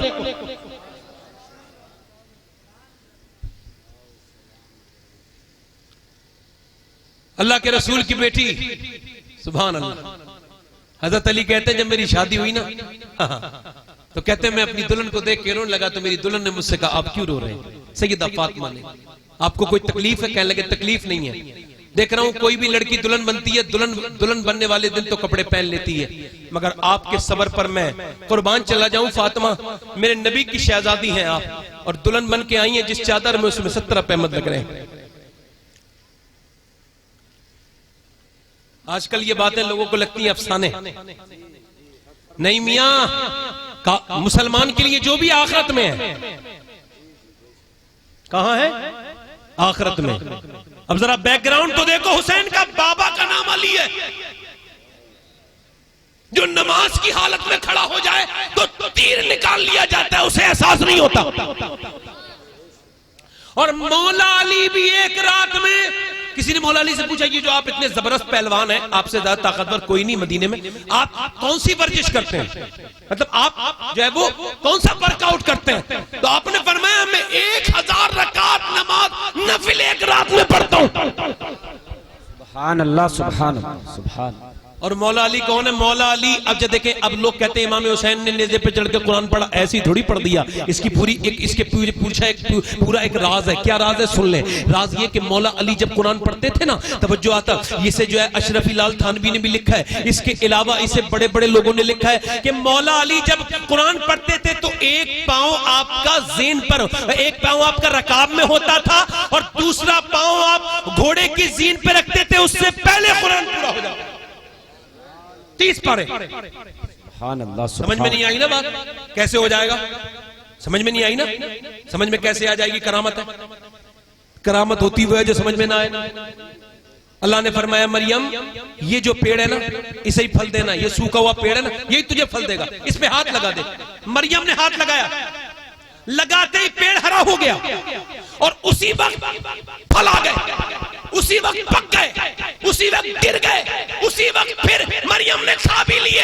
हाथ लगाना पेड़ पर ये मरियम का काम है और आगे उसमें फल लगा देना ये अल्लाह का काम है। कुरान को शुरू कर देना ये अली का काम है और पूरा करवा देना ये परवरदिगार। सुभान अल्लाह, सुभान अल्लाह। नारे तकबीर, नारे रिसालत, जिक्रे अली, नारे तकबीर। मौला अली कितना कुरान पढ़ते हैं, कितने बड़े आलिम कुरान के देखें आप। एक पैर रखते हैं, एक रखते हैं रकाब में, दूसरा जीन पे रखने से पहले कुरान पूरा कर देते हैं। अब जब शादी हुई ना मौला अली की, तो मौला अली ने सैयदा फातिमा, सैयदा तैयबाद, ताहिरा, आबिदा, जाहिदा, सैयदा कायनात, सैयदा अम्मी आयशा फरमाती हैं कि फातिमा की बिल्कुल आंखें, फातिमा के बिल्कुल होठ, फातिमा की बिल्कुल नाक, फातिमा का चेहरा, फातिमा का चलना, फातिमा का बोलना, फातिमा का मुस्कुराना जब बिल्कुल नबी करीम की तरह था। जब फातिमा उठती थी तो ऐसा लगता था रब का रसूल उठ गया है, जब फातिमा बोलती थी ऐसा लगता था रब का रसूल बोलने लगा है, जब फातिमा मुस्कुराती थी तो ऐसा लगता था हुजूर मुस्कुराने लगे हैं। अल्लाह अकबर। सैयदा फातिमा से मौला अली ने पूछा, ये बताओ फातिमा, मैं तो हुजूर की सोहबत में रह के इतना ऐसा कुरान पढ़ता हूँ कि मैं जो है वो अपनी रकाब के बाद जब जीन पे बैठता हूँ तो पूरा कुरान कर लेता हूँ, तुम कैसे कुरान पढ़ती हो? तो मियां सैयदा फातिमा ने कहा, ऐसी मैं ऐसे कुरान पढ़ती हूं कि मैं अपनी चक्की को तैयार करती हूं, उसके एक पार्ट दूसरे पार्ट के ऊपर रखती हूं, उसके बाद उसके अंदर मैं, सैयदा फातिमा कहती, मैं उसकी चक्की के अंदर मैं जब दाने डालती हूं ना, और दाने डालने के बाद एक चक्कर पूरा नहीं होता कि मैं कुरान पूरा कर देती हूं। सुभान अल्लाह, सुभान सुभान। तवज्जो है कि नहीं? एक चक्कर पूरा नहीं होता, कुरान पूरा कर देती हूं। तो जब माँ और बाप ऐसे कुरान के कारी हो तो फिर इसमें हैरत क्या है कि घर जो है वो करबला की जमीन पे है और सर यजीद के सामने कुरान पढ़े, तो इसमें हैरत की कौन सी बात है? मगर मियां करबला का पैगाम, इमाम हुसैन करबला गए, कहां गए? पता है शहीद हो जाएंगे मगर गए। तवज्जो है कि नहीं? अगर हुसैन शहीद होने के लिए न जाते, यजीद की मुखालफत न करते, तो फिर जिना ये हलाल हो जाता। लोग तावील निकालते जब यजीद के खिलाफ हुसैन खड़े नहीं हुए तो हम कौन है? उस वक्त पूरे मक्के और मदीने में सबसे ज्यादा फजीलत वाले इमाम हुसैन थे और उनका हक था खड़े हो जाना। तवज्जो है कि नहीं? इमाम अली मकाम, जब इमाम अली मकाम आपने वाकयात बहुत बार सुनोगे, मैंने वाकयात बयानी नहीं करने, मगर जरा गौर तो करें आप। इमाम हुसैन जरा गौर करें, इमाम हुसैन पहुंचे, तवज्जो चाहता हूं, इमाम हुसैन जब पहुंचे तो फौज ने यजीद की घेर लिया। क्या करा? इधर देखे भाई, क्या कर लिया? तो आपने फरमाया भाई तुमने मुझे घेर तो लिया, चलो ठीक है, मगर ये बताओ नमाज का टाइम हो गया, नमाज पढ़ोगे कि नहीं पढ़ोगे? भाई बोलो तो सही सुभान अल्लाह। नमाज के नाम पे क्यों नहीं बोलते भाई? बोलो तो जरा सुभान अल्लाह। क्या फरमाया? तुमने मुझे घेर तो लिया है, ये बताओ नमाज पढ़ोगे या नहीं पढ़ोगे? तो कहने लगे साहब हमारे पास वुजू के लिए पानी नहीं। तो उस वक्त दूर थे करबला से, सफर में ही थे, तो आपके पास पानी था वो पीने का। आपने फरमाया 1000 लोगों के लिए, आपने फरमाया अपने साथ वालों से सारा पानी वुजू के लिए दे दो। सुभान अल्लाह नहीं बोलोगे? सारा पानी, आपने फरमाया सारा पानी वुजू के लिए दे दो। तवज्जो चाहता हूं, सारा पानी वुजू के लिए दे दो। तवज्जो चाहता हूं, आपने फरमाया सारा पानी वुजू के लिए दे दो। अगर इमाम हुसैन ने सारा पानी वुजू के लिए दे दिया, अगर देखें आप, इस वजह से दे दिया कि मेरे नाना के किसी उम्मती की नमाज कज़ा ना हो, चाहे मैं करबला में प्यासा शहीद हो जाऊं, चाहे मैं करबला में मेरे नाना के किसी उम्मती की नमाज। अगर पानी न देते, अगर पानी न देते तो फिर रहता नहीं पानी अपने पास, स्टोर रहता नहीं, है ना? तवज्जो है नहीं? इमाम अली मकाम ने बड़ी तकरीरें की मगर उनके समझ में नहीं आई। आप खिताब करके कहते हैं मुझे शहीद ना करो, मगर वो लोग नहीं माने। दूसरा दिन हो गया। अच्छा देखें आप, तवज्जो चाहता हूं, यहां पर एक बात जरा गौर करें आप। इमाम अली मकाम जरा गौर करें। इमाम अली मकाम जब जो है मदीने शरीफ में है तो हुजूर इमाम अली मकाम के साथ है, सैयदा फातिमा इमाम हुसैन के साथ है, मौला अली इमाम हुसैन के साथ है। मगर ये देखें आप, गौर करें, तवज्जो कर चाहता हूं, जब करबला में आप गए तो सैयदा फातिमा आपके साथ नहीं थी, मौला अली साथ, इमाम हसन साथ, सैयदा फातिमा साथ और अल्लाह के रसूल साथ। मगर तवज्जो चाहता हूं, गौर करें मेरी बात पर, ये सारे लोग तो साथ में नहीं थे, मगर तारीख ये बताती है कि इमाम हुसैन के एक बेटे थे, उनका नाम था हजरत अली अकबर। क्या नाम था? अली अकबर। जब हजरत सैयदना अली अकबर पैदा हुए तो इमाम हुसैन ने तोहफे बांटने शुरू कर दिए। क्या बांटने शुरू कर दिए? तोहफे। जो भी आता उसे तोहफा देते, जो भी आता है तोहफे देते। शाम तक लगातार तोहफे बांटते रहे खुशी में। शाम के वक्त में सैयदा जैनब आई और आने के बाद आपको मुबारकबाद दी तो इमाम हुसैन ने फरमाया बहन मैं सोचता था तुम सबसे पहले आओगी, तुम सबसे आखिर में आई, तुमने मुझे मुबारकबाद नहीं दी। अब भाई बात ये, मैं मुबारकबाद देने तो आई हूं मगर तोहफा थोड़ा बड़ा मांगना चाहती हूँ। कहा क्या बड़ा तोहफा मांगना चाहती हूँ? बात ये है कि आपने सबको तो तोहफे दिए हैं, मैं आपसे ये अली अकबर ही लेना चाहती हूँ। मैं चाहती हूँ कि अली अकबर को ज़ैनब अपने हाथ से पाले। तवज्जो है? इमाम अली अकबर, इमाम अली अकबर, इमाम अली अकबर की हाल ये था कि उनके चेहरे को देख के यजीदी कहते थे जिसने अल्लाह के रसूल को ना देखा हो वो हुसैन के बेटे अली अकबर को देख ले। और आपको पता है ये जो थे सैयदना अब्बास अलंबरदार, ये इमाम हुसैन के भाई है ना, ये दूसरी अम्मी से पैदा है, उम्मुल बनीन से। और जब ये पैदा हुए तो आंखें ही नहीं खोली। मौला अली ने फरमाया ये ऐसे आंखें नहीं खोलेगा, पहले हुसैन के लाओ। इमाम हुसैन आए तो हजरत अब्बास अलंबरदार ने आंखें खोली और सबसे पहले इमाम हुसैन को देखा। अच्छा, हजरत अब्बास का चेहरा बिल्कुल अली की तरह था। किसकी तरह था?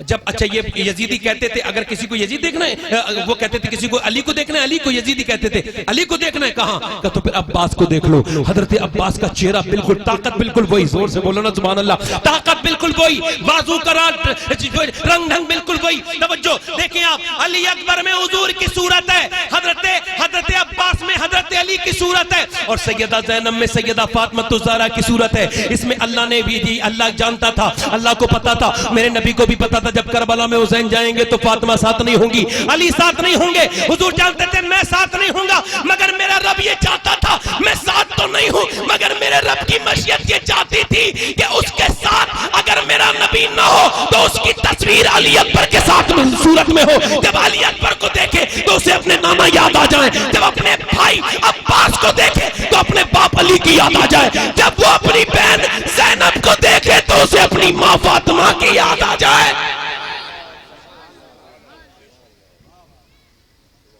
अपनी मां फातिमा की याद आ जाए। करबला की बात कर रहा हूं, ज्यादा बात नहीं करूंगा, जो बात यहां से खत्म करनी है वही वहीं पे करूंगा। मेरी बहनों के लिए जो गुफ्तगू कर रहा था वही कर रहा हूं। अब जरा तवज्जो थे, इमाम हुसैन ने अपने पूरे घर वालों से कह दिया, देखो भी रोना मत, चीखना मत, चिल्लाना मत, ये कह करके आप करबला के मैदान में गए। अच्छा आपने जब ये सब कहा तो आपने सैयदा जरा गौर करें, जब आपने ये सब कहा, ये करने के बाद आप जो है वो जंग में गए। आपने वाकयात बारहा सुने होंगे, जब आप जंग कर रहे थे तो किसी की हिम्मत नहीं थी तो तलवार से तलवार के सामने आ जाए। मियां आप बताओ, अगर किसी दुनिया की तलवार होती तो कोई उसकी टक्कर रोक भी सकता था।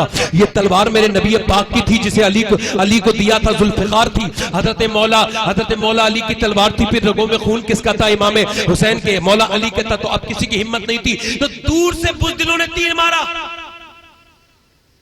अच्छा एक वाकया ये है कि जब इमाम हुसैन जंग लड़ रहे थे ना तो शोर मचा, तो काफिला, एक दो माँ बेटे जा रहे थे, जवान लड़का, माँ उसकी, उसने कहा बेटे शोर कैसा, देख लड़ाई कोई हो रही देख।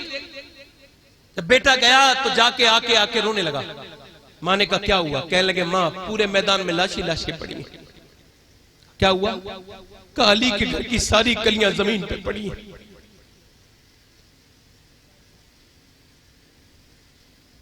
और हुसैन जंग लड़ रहे हैं, और कोई माँ होती हमारी तरह तो कहती चलो चलो हमें अपना सफर करना है, चलो चलो अपना काम चलो। मां ने अपने बेटे को कहा मेरे बेटे देख, मैंने तुझे जब भी दूध पिलाया वुजू करके पिलाया, और मैंने जिस नबी पर दुरूद पढ़ना सिखाया ना हुसैन उसी के नवासे। मेरा जमीर इजाजत नहीं देता मेरे लाल, मेरे पास तेरे अलावा तू मेरा अकेला बेटा है, तेरे अलावा मेरे पास कोई दौलत नहीं है मेरे लाल, मगर मैं चाहती हूं कि फातिमा की औलाद पे तुझे कुर्बान कर दूं। जा, दोनों माँ बेटे गए। माँ ने अपने बेटे के सर पे हाथ रख के कहा या अल्लाह मेरे बेटे की कुर्बानी को कबूल कर। बेटा गया, लड़ा, मगर एक से लड़ता हुआ तो हजारों थे। बेटा शहीद हुआ।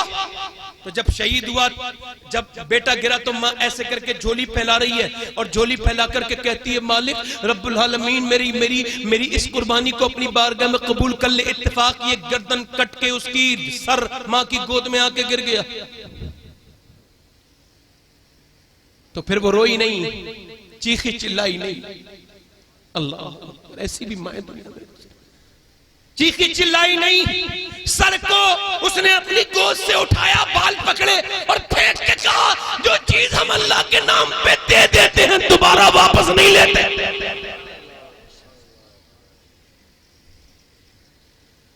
हुसैन करबला के मैदान में जब तलवार चला रहे हैं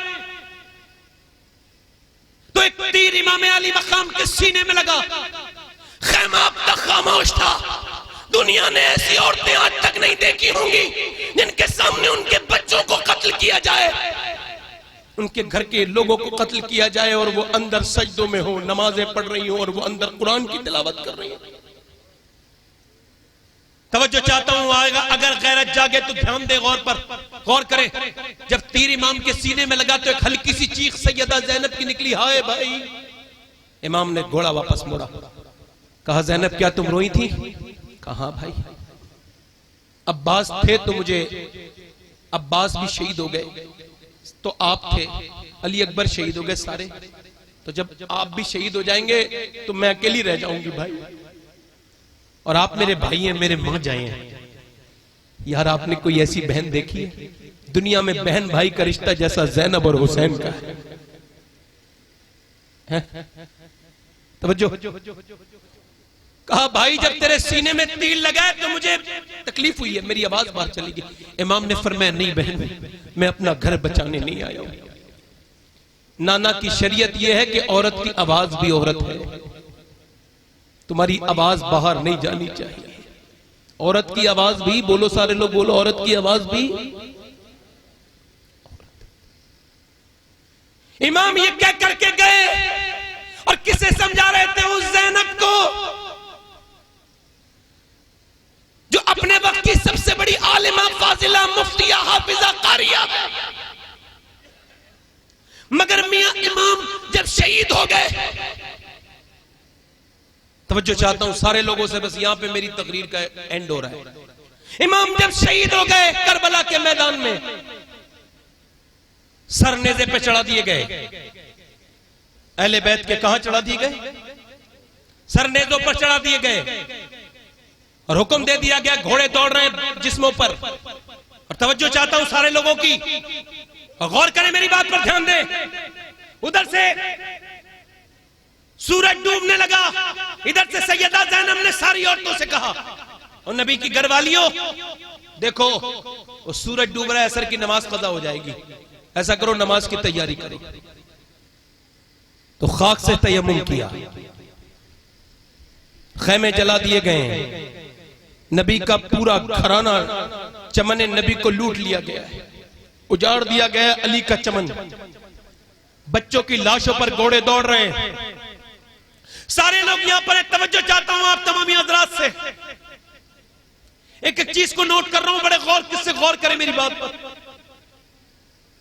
आजकल अगर किसी की यहां मौत हो जाए तो औरतें नमाज पढ़ती हो तो छोड़ देती हैं, मगर ये सामने ज़ैनब के बच्चों के ऊपर घोड़े दौड़ रहे हैं, लाशों के ऊपर घोड़े दौड़ रहे हैं। ज़ैनब ने कहा सारी तयम्मुम कर लो, सारी औरतों ने तयम्मुम किया, सजदे में चली गई। ऐसा भी जमाने में कोई खानदान देखा है? एक करबला की खाक हो और इमाम हुसैन का सर नेज़े पे चढ़ा हुआ हो, और 7 साल की सकीना कुरान पढ़ रही, नमाज पढ़ रही हो, सजदा करती हो। आज क्या हो गया हमारी नमाजों को, क्या हो गया हमारे सजदों को? मैं आपसे अर्ज करता हूं नौजवानों, हुसैनियत क्या है? हुसैनियत यह है कि जुल्म के खिलाफ खड़ा हो जाना। इमाम हुसैन ने यह गवारा न किया कि उनकी बहन की आवाज घर के बाहर आए, और हमारी तो पूरी बहन ही घर के बाहर है। हमने कभी अपनी बहन को रोका टोका? आपको पता है ज़ैनब कौन है? जब सैयदा ज़ैनब चली ना, और नंगी ऊंट की नंगी पीठों पर बिठा दिया गया नबी के घर वालों को। इमाम ज़ैनुल आबिदीन कहते हैं मेरी फूफी ज़ैनब की कभी तहज्जुद की नमाज कज़ा नहीं हुई। किसी ने पूछा क्या करबला में भी कज़ा नहीं हुई? क्या? लेकिन नहीं, न करबला में हुई न रास्ते में हुई कभी। और ज़ैनब कौन है आपको पता है? जब सैयदा ज़ैनब हुजूर की बारगाह में जाती थी तो मौला अली कहते थे हसन हुसैन तुम दोनों पीछे जाओ, अपने नाना के मज़ार पे जा रही है ज़ैनब, इसके पैरों के निशान मिटाते जाना। मैं नहीं चाहता कि ज़ैनब का कोई पैर का निशान भी देखे। मगर जब ज़ैनब निकल के जा रही है तो एक जालिम ने आपका दुपट्टा खींचा। वो मुसलमान का हाथ हो सकता है जो नबी की बेटी के दुपट्टे पे हाथ डाले? हो ही नहीं सकता दस्ते मुसलमान जो बिनते शहीदी के सर से रिदा ले। जब उसने खींची आपकी चादर, जैसी आपकी गर्दन को झटका लगा आप समझ गई, उसने झटके से चादर खींची, आपने ऊंट पर ही अपने बालों से चेहरा छुपा लिया। और फिर अब मेरी बहनों की उनकी मर्जी है, वो माने या ना माने, मैं हिदायत देने वाला नहीं हूं, हिदायत देने वाला तो अल्लाह। मगर जब चादर खींची गई तो नबी की नवासी ने अपने चेहरे को बालों से ढक लिया और मदीने की तरफ मुंह किया और कहा नाना देखो आप, इन्होंने मेरी चादर खींची तो मैंने अपने बालों से पर्दा कर दिया। ये देखो करबला में लाशें आपके सारे लोगों की पड़ी हैं। नाना देखिए आप नजर फरमाए ज़ैनब की तरफ को, वो कैसा वाकया था यार। नबी के घर वाले भूखे प्यासे और इतना जुल्म खेमे जला दिए गए, और जब चादर खींची तो बालों से पर्दा कर लिया। सैयदा ज़ैनब का जब इंतकाल होने वाला था तो शौहर ने कहा, डॉक्टर कहता है, हकीम कहता है बगैर देखे दवा नहीं देगा। तो आपने फरमाया चाहे मैं मर जाऊं मगर अपना चेहरा किसी को नहीं दिखाऊंगी। डॉक्टर को कहा क्यों? कहा शरीयत ने इजाजत दी है। कहा शरीयत ने तो इजाजत दी है, मगर मैं क्या करूं कि मैं इस वक्त पूरी दुनिया में अली की बेटी सिर्फ मैं हूं, नबी की नवासी मैं हूं, मैंने फातिमा का दूध पिया है, मेरा भाई हसन हुसैन है। अगर मैंने आज चेहरा दिखा दिया तो आने वाली वक्त की औरतों का क्या होगा। आज अपने भाइयों से भी गुजारिश करता हूं, करबला का पैगाम है शरीयत, करबला का पैगाम है नमाज की पाबंदी। मेरी बहनों से गुजारिश करता हूं, अनकरीब मौत आने वाली है, खुदा के वास्ते अपने घरों में कुरान पढ़ना शुरू कर दो। जितनी देर व्हाट्सएप देखते हैं ना हम लोग, जितनी देर फेसबुक देखते हैं, अगर इतनी देर अल्लाह का कुरान देख लें तो फिर हमारे मुकद्दर ही सवर जाएंगे। मगर आजकल के नौजवानों के लिए बस आखिरी बातें, और खत्म कर रहा हूं अपनी तकरीर। आजकल के नौजवानों को कोई फर्क नहीं पड़ता, मोबाइलों में लॉक लगा के रखते हैं, हिस्ट्री मिटा देते हैं। क्या कर देते हैं? हिस्ट्री मिटा देते हैं। हम कहते हैं भाई तौबा कर लो। हुसैन का पैगाम यही है, हुजूर का पैगाम यही है कि रब से तौबा कर लो, शराबों से दूर रहो, बदनिगाही से दूर रहो। अब तो ऐसा लगता है बदनिगाही कोई गुनाह ही नहीं है। फेसबुक चलाने वाले, इंस्टाग्राम चलाने वालों से गुजारिश कर रहा हूं, ध्यान से दे मेरी बात पर। उन्हें ऐसा लगता है ऐसी कोई गुनाह ही नहीं है। वो छुप के क्या करते हैं? छुप के वो कमरा बंद कर लेते हैं, और कमरा बंद करके फिर कोई चीज देखते हैं, और देखने के बाद हिस्ट्री मिटा देते हैं। मैं कहता हूं कोई नहीं देख रहा है, ना मां देख रही, ना बाप। ऐप लॉक भी लगा दिया, सारे लॉक लग गए। ये बताओ अल्लाह देख रहा है कि नहीं देख रहा है?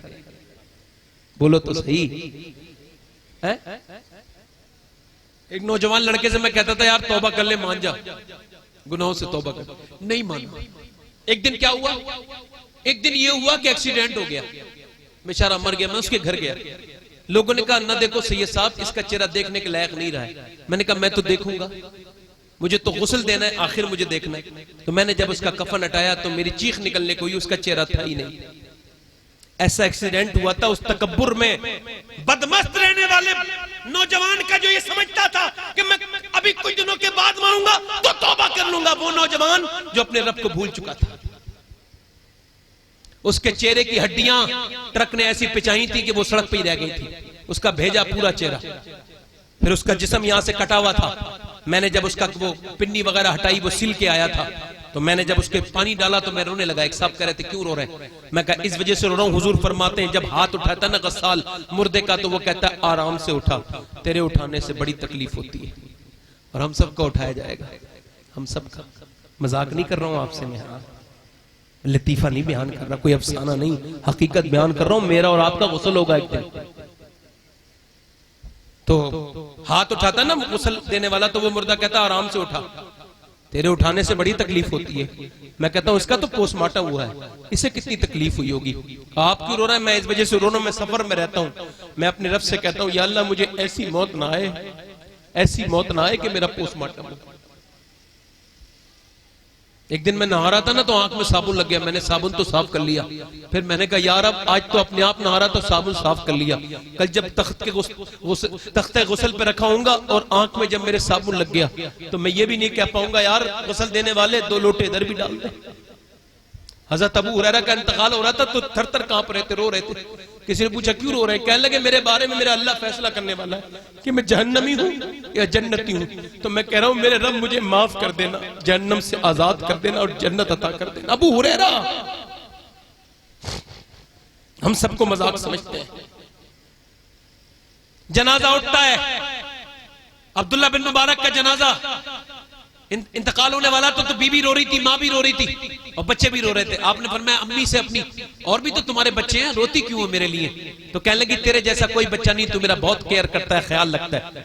फिर बीबी से पूछा तू क्यों रो रही? कहने लगी अब तक तो मैं कहलाती थी अब्दुल्ला बिन मुबारक की बीबी, अब बेबा कहलाऊंगी, मेरा बुखार खत्म हो जाएगा। बच्चों से पूछा तुम क्यों रो रहे हो? कहने लगे मैं इस वजह से रो रहे हैं कि हम इस वजह से रो रहे हैं हमारी शादियां नहीं हुई हैं, अगर अब्बा शादी करके जाते तो बात कुछ और होती। अल्लाह अकबर। अब्दुल्ला बिन मुबारक सजदे में गिर के बोले मौला मुझे माफ कर दे, मैं किन लोगों के लिए तुझसे दूर रहा। मैं समझता था माँ मेरे लिए रो रही है, मगर ये तो मेरे फायदे के लिए रो रही है, मैं जो इसकी खिदमत करता हूं उसके लिए रो रही है। बीबी अपने वकार के लिए रो रही है, बच्चे अपने शादी की खुशियों के लिए रो रहे हैं, अपने बाप के लिए और अपने बेटे के लिए तो कोई नहीं रो रहा। ऐ मेरे रब, मैं बताऊं आपको सच्चा प्यार अल्लाह करता है। अल्लाह फरमाता है मैं 70 माओं से ज्यादा मेहरबान हूं। वो कुरान में कहता है तू दर दर रोता फिरता है इंसान, मैं सबसे ज्यादा कदरदान हूं। अल्लाह कहता है मैं कदरदान हूं, तेरा सबसे ज्यादा कदरदान मैं हूं। अल्लाह अकबर। मगर अल्लाह को भूल जाने वालों, मेरा और आपका एक दिन जनाजा उठेगा, एक दिन शोर हो रहा होगा फला का इंतकाल हो गया, और ठंडी मिट्टी में ले जाकर के दफन कर देंगे, दोस्त हाथ छाड़ देंगे। अल्लाह अकबर। जरा मुझे बताओ जिन्हें हाथ छाड़ना है उनसे पहले ही अपना दामन छुड़ा लो, अपने रब के सामने आ जाओ। अल्लाह अकबर। तवज्जो चाहता हूं, गौर करें जरा मेरी बात पर। हजरत बाबा फरीदुद्दीन गंजे शकर का नाम सुना है? सुना है बाबा फरीद का नाम? कुतुबुद्दीन बख्तियार काकी के मुरीद है, साबिर पाक के मामू है और उनके पीर है साबिर पाक। तो वो कहते मेरे पीर ने मुझसे कहा अच्छा कोई ये ना समझे कि मैं तकरीर कर रहा हूं उस पर असर नहीं हो रहा है, नहीं, तो वो ये ना समझे कि मैं कोई अच्छा हूं, नहीं नहीं नहीं, इस बातों का जब असर ना हो तो फिर तौबा करनी चाहिए कि आखिर बातें तो फायदे क्यों नहीं, असर क्यों नहीं हो रहा, तो दिल में इसका मतलब कोई खोट है। और याद रखें, किसी ने इमाम हसन बसरी से पूछा आप मौला अली के खलीफा हैं, आपने क्या सीखा है मौला अली से और इस्लाम से? आपने फरमाया मैंने इस्लाम से सिर्फ रोना सीखा है। क्या सीखा है? हाँ सुने। बाबा फरीद कहते हैं मेरे पीर कुतुबुद्दीन बख्तियार काकी ने कहा बेटे जा फलां जगह चला जा, उधर पहाड़ पे एक वली मिलेगा, उससे मुलाकात कर लेना, नेक बंदा अल्लाह। कहते सफर करके गया, अल्लाह ने हुक्म किया ना जमीन में घूमो, तो घूमना चाहिए, अल्लाह की निशानियां नजर आती। कहते मैं गया तो मैंने पूछा कोई अल्लाह का नेक बंदा रहता है? कि ऊपर पहाड़ पे कोई रहता है, हमें मुलाकात नहीं हुई, हाँ नेक है वो आदमी। तो ये ऊपर गए, कहते जब मैं चढ़ा तो थक गया। क्या हो गया? कहते ऑक्सीजन कम था वहां और मैं थाप गया। मैं जब उस पहाड़ के अंदर गया तो मैंने देखा गार है, गार मतलब गुफा, उसके अंदर एक इंसानी पांव कटा रखा है। बड़े ध्यान से, आखिरी बात है ध्यान से सुनना, एक पांव कटा हुआ रखा है। और जब मैं अंदर गया तो मैंने एक बुजुर्ग देखे, पतले दुबले बड़े खूबसूरत, मुझे देख के खड़े हो गए और उन्होंने मुझे सीने से लगाया और मेरा नाम नहीं पूछा, कहा तेरा नाम फरीदुद्दीन है ना, बैठ जा। मैंने देखा उनका एक पांव नहीं था, मगर उन्होंने जब मुझे सीने से लगाया ना तो मुझे जो है ना वो तसव्वुफ की मंजिलों में तरक्की मिली, अल्लाह के इरफान में मुझे बरकतें मिली। यानी एक बार सीने में लगाने से बहुत कुछ मिल गया। कहते फिर जब मैं जाने लगा तो मैंने डरते डरते कहा हुजूर एक सवाल पूछूं? का बुरा तो नहीं मानेंगे? का बोलो? का एक पांव बाहर पड़ा है, एक पांव आपका नहीं है, ये बात बताए क्या है? एक पांव, देखो नौजवानों, एक पांव और एक पांव आपका नहीं, आखिर बात क्या है? तो बाबा फरीद कहते हैं उन्होंने कहा गुनाह का जिक्र भी गुनाह है, मैं नहीं बताऊंगा। मैंने कहा हुजूर मैं बड़ी दूर से आया हूं, उम्मीद है बता दीजिए किसका पांव है, आपका भी एक पांव नहीं है। आपने फरमाया मैं नहीं बताऊंगा। बेटे नहीं बताऊंगा, रोने लगे। मैंने पूछा हुजूर बता दीजिए। जब मैंने सब ज्यादा कहा तो उन्होंने फरमाया बात यह है भाई फरीद तू कहता तो बताता हूं, मैं जो है ना यहां पर जो है ना रहता हूं तो बारिश बहुत ज्यादा हुई थी ना, तो सर्दी ज्यादा लग रही थी, तो मेरे पास कंबल नहीं था, तो मैं बिल्कुल मौत के करीब हो गया। तो मैंने दुआ मांगी तो अल्लाह ने करम किया, धूप निकल आई, मगर धूप क्या निकली, मुझ पे आजमाइश पड़ गई। मैं जब दरवाजे से बाहर को निकला ना अपनी इस गार के, तो मैंने देखा बाहर एक लड़की गुजर के जा रही है, इतनी खूबसूरत थी कि आंखों के जरिए मेरे दिल पे असर कर गई। तो मैंने अपना पांव बाहर को उठाया, कहते जैसी मैंने अपना पांव हवा में किया ना, जैसी उठाया अभी मेरा पांव हवा में था कि मुझे गैब से आवाज आई, हाथ पे गैब से आवाज आई, दोस्ती मेरे साथ करते हो और जाते किसी और के पीछे हो। कहते हैं मैं कांप गया, का दोस्ती मुझसे करते हो, सजदे मुझे करते हो, रब मुझे मानते हो और जाते किसी और के पीछे हो। कहते हैं मैं कांप गया और कांपने के बाद मैंने कहा मेरे मालिक मुझे माफ कर दे, मगर कहा यार तुझसे यारी की है ना मेरे रब, तो यार की यारी का अब मतलब ही नहीं निकलता, अब ये पैर अंदर नहीं आएगा, जो पैर गया बाहर यार की मर्जी के खिलाफ वो अब जिस्म पे नहीं रहेगा। कहते मैंने पत्थर उठाया और पत्थर उठाने के बाद फिर मैंने एक पत्थर अपने पांव पे मारा तो मेरा पांव भी टूटा और मैं बेहोश भी हो गया। कहते फिर दूसरी बार मारा, फिर तोड़ दिया, फिर होश में आया, फिर मारा। कहते हैं उसे मैंने तोड़ा, उसमें खून निकला, नसें काट दी और फिर मैं कई बार बेहोश हुआ। फिर मैंने अपना पैर बाहर को फेंका और फेंकने के बाद कहा मेरे यार अब मुझसे राजी हो जाना, मेरी गलती हो गई थी, मैं भूल गया था कि तू मुझे देख रहा है मेरे रब। मैंने अब यारी में वो पैर ही बाहर फेंक दिया। और बाबा फरीद कहते ये कह के मेरे सीने से चिपट गए और रो के कहते थे क्या अल्लाह मुझे माफ कर देगा? मैंने कहा अल्लाह आपको तो माफ करेगा ही करेगा, जो आपका ये वाकया सुन के उससे तौबा करेगा अल्लाह उसे भी माफ कर देगा। और लोगों अल्लाह बड़ा करीम है। अल्लाह फरमाता है आदम के बेटे अगर तूने जमीन के आसमान के बराबर गुनाह किए और तू तौबा कर लेगा तो मैं सारे गुनाह उससे ही माफ कर दूंगा। एक आंसू से, कितने आंसू से, कितने आंसू से बोलो, एक आंसू से, कितने आंसू से माफ कर दूंगा? एक आंसू से। मैं आपसे गुजारिश करता हूं कि तौबा कर लो अपने रब से।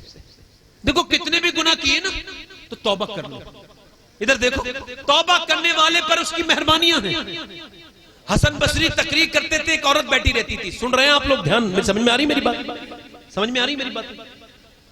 तो वो जब तकरीर करते थे, एक औरत रहती थी, 18-19 साल तकरीर सुनी उसने और उसके बेटे का, उसके शौहर का इंतकाल हो गया। बेटा था तो किसी ने कहा शादी कर ले, कर नहीं करूंगी, अकेला बेटा है परेशान हो जाएगा। शादी नहीं करी उसने, कुर्बान कर दी अपनी जवानी। मगर बेटे को बहुत ज्यादा दौलत बाप की मिली, बिगड़ गया और जब बिगड़ा तो दोस्तों ने बिगाड़ दिया। दौलत देखी तो दोस्त मिल गए और दोस्तों ने फिर शराबें पिलाई और जिना करवाया। अब हजरत हसन बसरी का मुरीद और एक बार नहीं 70 बार तौबा कराई। कितनी बार? देखो मैं आपको बताऊं, जलसा कराना बड़ी बात नहीं है, जलसा सुनना बड़ी बात है। ठीक है? हाँ हाँ, परेशान ना किया करो, आप अकेले नहीं होते यहाँ पे, ध्यान लिया करो इसमें। यहाँ बहुत फरिश्ते भी होते हैं और जिन्नात भी होते हैं। ये हवा यहाँ पे है नहीं है? अरे हवा है नहीं है यहाँ पे? आप और मैं जिंदा हैं, इसका मतलब ऑक्सीजन है यहाँ पर, समझे? ऐसे ही यहाँ फरिश्ते भी हैं, हम देख नहीं सकते। तो बेअदबी ना किया करें, ध्यान से सुना करें। आपसे बड़ी गुजारिश है मेरी, मैं तो आपका डाकिया हूं, बात जो पहचानू वो सुन लेने से। उसे 70 बार तौबा कराई, माना नहीं, लगातार गुनाह में लगा रहा। मैं कहता हूं अपने दोस्तों लड़कों का चेक करा करो वो दोस्त कैसे लड़कों का है। और अगर आपके लड़कों की बैठक, उनकी सोसाइटी, उनकी सोबत अगर गंदे लड़कों के साथ है तो अनखरीद तुम्हारा लड़का भी गंदा होने वाला है और उसे बचा कोई नहीं सकता। कोई लड़का अगर तुम्हें गंदी वीडियो भेजे, तस्वीर भेजे तो उसे ब्लॉक कर दो, ये तुम्हें जहन्नम की तरफ लेके जा रहा है। तो उसने बड़ी गुनाह की, मां समझाती थी, माना नहीं, मगर एक दिन बीमार हो गया, टीबी हो गई। टीबी मरज पुराना, इलाज अभी आया है इसका। तो टीबी हो गई, बिस्तर पे पड़ गया। मां को एक दिन रहम आया तो रो के कहने लगी बेटे तू तौबा कर लेता तो अच्छी बात थी। कहने लगा मां अब तो मैं, कौन मेरी तौबा मानेगा? का रब मानेगा। कहा तो फिर ऐसा कर, मैं तो नहीं जा सकता, ऐसा कर हसन बसरी को बुला ला। मां गई, जाकर के हसन बसरी की बारगाह में पहुंची और पहुंचने के बाद मां ने हसन बसरी रज़ी अल्लाह तआला से कहा हुजूर मेरा बेटा तौबा करना चाहता है। आपने उसे देख के कहा तेरा बेटा, चली जा, मैं तेरे बेटे की तौबा नहीं मानता, कितनी बार तौबा करा चुका हूं, मेरी बार बार बेइज्जती कराता है, मैं उसकी तौबा पे यकीन नहीं करता। मां रो के बोली हुजूर मेरे बेटे ने एक बात और कही है। कहा क्या? कहा उसने कहा अगर मैं मर जाऊं तो मेरी नमाज जनाजा जो है ना वो हसन बसरी पढ़ाएं। तो उन्होंने कहा मैं उसकी नमाज जनाजा में नहीं पढ़ाऊंगा, वो बड़ा गुनहगार बदकार इंसान है, उसे मैंने कभी नेक काम करते नहीं देखा, लिहाजा मैं उसकी नमाज जनाजा में नहीं पढ़ाऊंगा। माँ वापस आ गई, दरवाजा खुला तो बेटे ने कहा मेरे पीर आ गए, मेरे मुर्शिद आ गए। तो माँ ने कहा नहीं नहीं बेटे वो मना करते हैं, वो तेरी नमाजे, वो तेरे पास आने से मना करते हैं, तेरी तौबा को वो तौबा मानते ही नहीं। कहा तूने कहा नहीं कि मेरी नमाज जनाजा का? मैंने कहा था। उन्होंने कहा तेरी तौबा पे उसे यकीन नहीं है और ना तेरी नमाज पढ़ाएंगे, तू इतना गुनहगार है। कहा मां मैं इतना गुनहगार हूं? कहां? उस बच्चे का दिल टूट गया, कहने लगा मां मैं इतना गुनहगार हूं? कहां? कहा तो फिर मेरी 2 वसीयतें सुन ले। पहली वसीयत तो मेरी यह है कि जब मैं मर जाऊं तो मेरे मरने के बाद ना मेरा जनाजा घसीट के लेके जाना, मेरा जनाजा उठाना मत, मेरे जनाजे को नहलाना मत, मेरे जनाजे को कांधों पर मत सवार करवाना, बल्कि मुझे ऐसी घसीटते हुए ले जाना ताकि लोगों को पता चले ये वो मालिक मालिक का नाफरमान कुत्ता है, जो मालिक की पूरी जिंदगी नाफरमानी करता रहा, मुझे घसीटते हुए लेके जाना। और दूसरी बात यह है कि मैंने इतने गुनाह किए, रातों को छुप छुप के इतनी इज्जतें खराब की हैं, इतनी शराबें पी हैं, इतने बुरे काम किए कि मुझे पता है कि जब मैं कब्र में जाऊंगा तो मुझ पे अजाब आएगा। तो मुझे ऐसा करना, मुसलमानों के कब्रिस्तान में दफन मत करना। मुझे पता है कि मैं जब दफन होऊंगा तो मेरी कब्र पे अजाब आएगा, और फिर मैं नहीं चाहता किसी मुसलमान मुर्दे को तकलीफ पहुंचे। माँ तेरा बेटा बहुत गुनहगार है, तुझे पता नहीं मैंने कितने गुनाह किए। फिर बोला हसन बसरी ने सही कहा है, मैं बहुत गुनहगार हूं। फिर बोला मेरी माँ,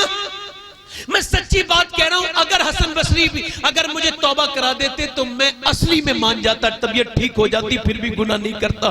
फिर माँ से कहने लगा, माँ मुझे मेरे लिए दुआ करना, अल्लाह मुझे माफ कर दे। फिर माँ के दामन पे माँ के जानू पे सर रख के रो के कहने लगा, माँ मुझे माफ कर देना, तू तो कम से कम मुझे माफ कर दे, तू मेरी माँ है। मैंने जिंदगी भर तेरा मैंने दिल दुखाया, इतना रोया, हिचकियां बन के उसकी रूह निकल गई। जैसे ही रूह निकली, माँ ने कहा, हाय मेरा लाल, मेरी दुनिया लुट गई। मेरा अकेला बच्चा दरवाजे पे दस्तक हुई, अल्लाह अकबर। पूछा कौन? का हसन बसरी। दरवाजा खोला, जब दरवाजा खोला तो हसन बसरी सामने आ गए। कहा हुजूर आपने तो मना किया था, आप नहीं आएंगे? आपने फरमाया मैंने मना किया था, मगर मुझे क्या पता था, अभी मैं सोया तो मुझे ये ख्वाब में बिशारत हुई, हसन बसरी तू मेरा एक दोस्त है, और मेरा एक दोस्त तेरे बराबर में इंतकाल कर गया, जा उसका नमाज जनाजा पढ़ ले। यार जब बंदा अपने रब को पहचानता है तो अल्लाह उसे 2 मिनट में अपना दोस्त बना लेता है। अल्लाह अकबर। तो उस अपने रब से क्यों भागे हुए हो ये बताओ। 4 लोग घसीट के कब्रिस्तान में लेके जाएंगे, अल्लाह की बारगाह में तब भी जाना है, और इन सबको छोड़ के खुद ही चले जाओ तब भी जाना है। अच्छा इंसान वो है जो तौबा कर ले। हुसैन ने मियां यजीदियत से जंग नहीं लड़ी है, शराबियों से जंग लड़ी है। हुसैन ने जानियों से जंग लड़ी है। हुसैन ने रक्स देखने वालों से जंग लड़ी है। हुसैन का पैगाम ये है, चाहे जान जाए या रह जाए, मगर शरीयत के खिलाफ कोई काम नहीं होना। आपसे बस यही गुजारिश है। आप लोगों में कितने लोग ऐसे हैं, हाथ उठा के बताएं, जो हुसैन के नाम पे गर्दन कटा देंगे? दोनों हाथ उठा के बताएं, नीचे हाथ कर ले। सोच ले, समझ ले, एक दूसरे की तरफ ना देखें। जो गर्दन कटा सकता है वो कुछ भी कर सकता है। कितने लोग हैं जो गर्दन कटा देंगे? दोनों हाथ उठा के बताएं, नीचे हाथ कर ले। जो गर्दन कटा सकता है कुछ भी कर सकता है ना, तो आप में कितने लोग ऐसे हैं जो गर्दन भी कटा देंगे, और आज से इमाम हुसैन के नाम पे पूरी दाढ़ी भी रखा लेंगे? इस महफिल में जरा खड़े हो जाएं, खड़े हो जाएं। दाढ़ी रखाने वाले 100 शहीदों का सवाब है। कुछ लोग समझते थे कोई नहीं खड़ा होगा, ऐसे कैसे हो सकता है? खड़े रहना भाई। 1 2 3 4 5। कोई और आशिक रसूल है? खड़े रहना। जो आज से अंग्रेज से रिश्ता तोड़ ले, फिरंगी से नाता तोड़ ले, मुस्तफा से नाता जोड़ ले। अरे मेरे हुजूर के चेहरे में क्या कमी लगती है जो अंग्रेज की तरह चेहरा बनाते हो? मेरे हुजूर के चेहरे के दीदार के लिए फरिश्ते लाइन लगा के आते थे। है कोई और आशिक इस महफिल में जो सुन्नत रसूल रखा है, 100 शहीदों का सवाब पाए? है कोई आशिक रसूल इस महफिल में? है कोई और? 100 शहीदों का सवाब है। 1 2 3 4 5 हो गए, काफी लोग हो गए। कोई और है भाई जो इस महफिल में खड़े होकर बता दे कि मैं हूं आशिक रसूल? दाढ़ी मुंडाने वाला आशिक रसूल नहीं होता, दाढ़ी रखाने वाला होता है। दाढ़ी देखो भाई, ये जबरदस्ती का मामला नहीं है। अब जिसके जी में आए वो पाए रोशनी। हमने तो दिल जला के सरे राह रख दिया। जो आज नहीं रखाएगा वो कल रखाएगा इंशाअल्लाह। उम्मीद है, क्या है? उम्मीद है, मगर हमारा काम है दावत देना। क्या ख्याल है? खड़े हैं ना भाई? कितने हो गए ये? कोई और आशिक रसूल? एक बार और कहता हूं, है कोई इमाम हुसैन का दीवाना जो खड़ा हो जाए? करबला से आवाज आए, तू मेरे नाम पे खड़ा हुआ है, मैं तेरे नाम पे खड़ा हो जाऊंगा। है कोई और आशिक रसूल इस महफिल में जो अपने चेहरे पे उस तरह चलवाता है? उलमा कहते हैं वो नबी के सीने पे उस तरह चलवाता है। है कोई और आशिक? 100 शहीदों का सवाब पाने वाला इस महफिल में, दाढ़ी रखने वाला। माशाअल्लाह। देखो ना, उम्मीद नहीं होना चाहिए ना। रखाओगे भाई दाढ़ी आप लोग इंशाअल्लाह? हाँ चलो माशाअल्लाह, बैठ जाओ। कितने लोग ऐसे हैं हुसैन ने तो करबला में नमाज पढ़ ली थी, ये तो बड़ी बात है। कितने लोग ऐसे हैं जो आज मस्जिद में पंखे के नीचे ही नमाज पढ़ना शुरू कर देंगे? जरा दोनों हाथ उठा के कहें इंशाल्लाह, कोशिश करेंगे, दोनों हाथ उठा के बताएं इंशाल्लाह। दूर से बोलो इंशाल्लाह। इंशाल्लाह। अपनी बहन बेटी को पर्दा कराएंगे? टोकोगे? यार दिल से कह दो, नहीं कह नहीं सकते तो टोकोगे क्या? जरा दिल से कहो इंशाल्लाह। और टोकना फर्ज है। क्या है? मर्दों पे फर्ज है, औरतों को देखे पर्दे में है कि नहीं है? मर्द और औरत दोनों है बेगैरत, उनको पर्दा नहीं आता, इनको गुस्सा नहीं आता। उनको पर्दा नहीं आता, इनको गुस्सा नहीं आता। दोनों के मामले एक जैसे हैं। मगर मियां हुसैनी इंशाल्लाह करेंगे पर्दा इंशाल्लाह। अल्लाह ताला आप सबको सलामत रखे, इस कमेटी को अल्लाह सलामत रखे। अल्लाह का बड़ा शुक्र है, बड़ा एहसान है। काफी लंबी आपसे मुलाकात हो गई, 1.25 घंटे होने वाले हैं, और मैंने जो है ना बस अब हो गया, बस मसला थोड़ी सी मैं जो है ना वो जो बोलना था बोल दिया, काफी बोल दिया। अल्लाह ताला आपको सलामत रखे। आप और मुझसे कोई गलती हो गई तो माफी चाहता हूँ भाई, है ना? मेरी मुलाकात भी आपकी माइक पे हुई है, माफी भी यही चाह रहा हूँ, है ना? इंशाल्लाह। देखो इससे पहले कि मौत आ जाए, उससे पहले रातों को तन्हाई में सजदे में रोना शुरू कर दो। तुम्हारा हक है मुसल्ला, सजदे में अपने रब से तौबा करो और अपनी माँ बाप की इज्जत करो, बहन भाई की इज्जतें करो। अल्लाह आपको सलामत रखे। एक बात कह देता हूँ, ये कह रहे हैं तो एक बात कह देता हूँ। अभी मैंने परसों एक नमाज जनाजा पढ़ाया एक औरत का। नमाज जनाजा पढ़ाने के बाद मुझे बड़ी तकलीफ हुई। तकलीफ इस बात की हुई, उन्होंने बताया कि ये जो औरत मरी है ना, इसके 4 लड़कियां 5 लड़के हैं। कितने? और ये भूख से मरी है। कैसे मरी है? इधर देखो भाई, इधर देखो, कैसे मरी है? भूख से मरी है। और कहने लगा वो इसकी तबीयत खराब हुई ना, तो एक भाई ने दूसरे के घर भेज दी, रेडी में रख के। रेडी होती ना। अब ये इसे तो बेचारी को ज्यादा होश वोश था नहीं। फिर दूसरे ने तीसरे के फेंक दी, फिर तीसरे ने चौथे के फेंक दी, फिर चौथे ने 5वें के फेंक दी। करीब में लड़की रहती थी, 5वें ने उसके यहां 2 दिन में छठे घर चली गई। वो जो है छठे घर चली गई 2 दिन में। उसके बाद बेटी ने गांव के प्रधान से शिकायत करवाई कि मेरे भाइयों ने मेरे घर भेज दी है, जमीन बोलेंगे, और मां को मुझे दे दिया। जमीन ले गए कमबख्त, और मां भूख से मर गई। सबसे बड़ा पीर मां है। कौन है? मां की इज्जत करना सीखो। तो मां का गुस्ताख है, अगर काबे का गिलाफ पकड़ के मर जाए फिर भी जहन्नम में जाएगा। पूरी जिंदगी हज करता रहे फिर भी जहन्नमी है। और वो सी वाली मां नहीं कि मेरी मां का मिजाज खराब है। और यार जो मीठी मीठी माँ होती है ना, उसे सभी रख लेते हैं। वो जो कड़वी कड़वी माँ होती है उसका हुक्म है, वो नाराज हो जाए तो हाकिम है। हुजूर से पूछा गया हम पे किसका हक है? फरमाया माँ का। फरमाया फिर हुजूर फिर किसका हक है? फरमाया माँ का। तीसरी बार पूछा फिर किसका हक है? फरमाया माँ का। फिर पूछा फिर किसका हक है? फरमाया बाप का।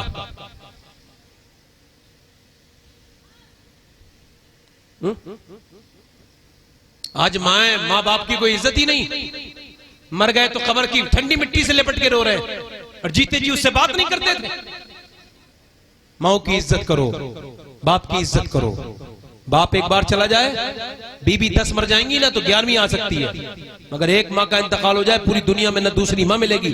और अगर बाप मर जाए तो पूरी दुनिया में लोग मिल जाएंगे मगर बाप नहीं मिल सकता। और सुनो, जो अपने बाप माँ का नहीं हो सकता वो कभी रब का नहीं हो सकता। ठीक है, ये छोटा सा पैगाम था। मेरी तकरीर तो खत्म ही हो गई। माँ बाप के मौजू पर फिर कभी गुफ्तगू हो जाएगी। आज यही हुई गुफ्तगू कि हुसैन से मोहब्बत करना दीन का हिस्सा है। क्या है? दीन का हिस्सा है। और हुसैन की याद अपने घरों में लगाओ, लंगर करो, हुसैन आजम का याद करो। अल्लाह तबारक व तआला अपने हबीब के सदक़े से हमें अहले बैत से मोहब्बत अता फरमाए। बेअदब गुस्ताख फिरके को सुना दे ए हसन, यूं कहा करते हैं सुन्नी दास्तान अहले बैत, वमा अलैना इल्लल बलाग। अस्सलामु अलैकुम व रहमतुल्लाहि व बरकातुहू। कुल ला असअलुकुम अलैहि अजरन इल्लल मवद्दत फिल क़ुरबा। सदक़ल्लाहुल अज़ीम।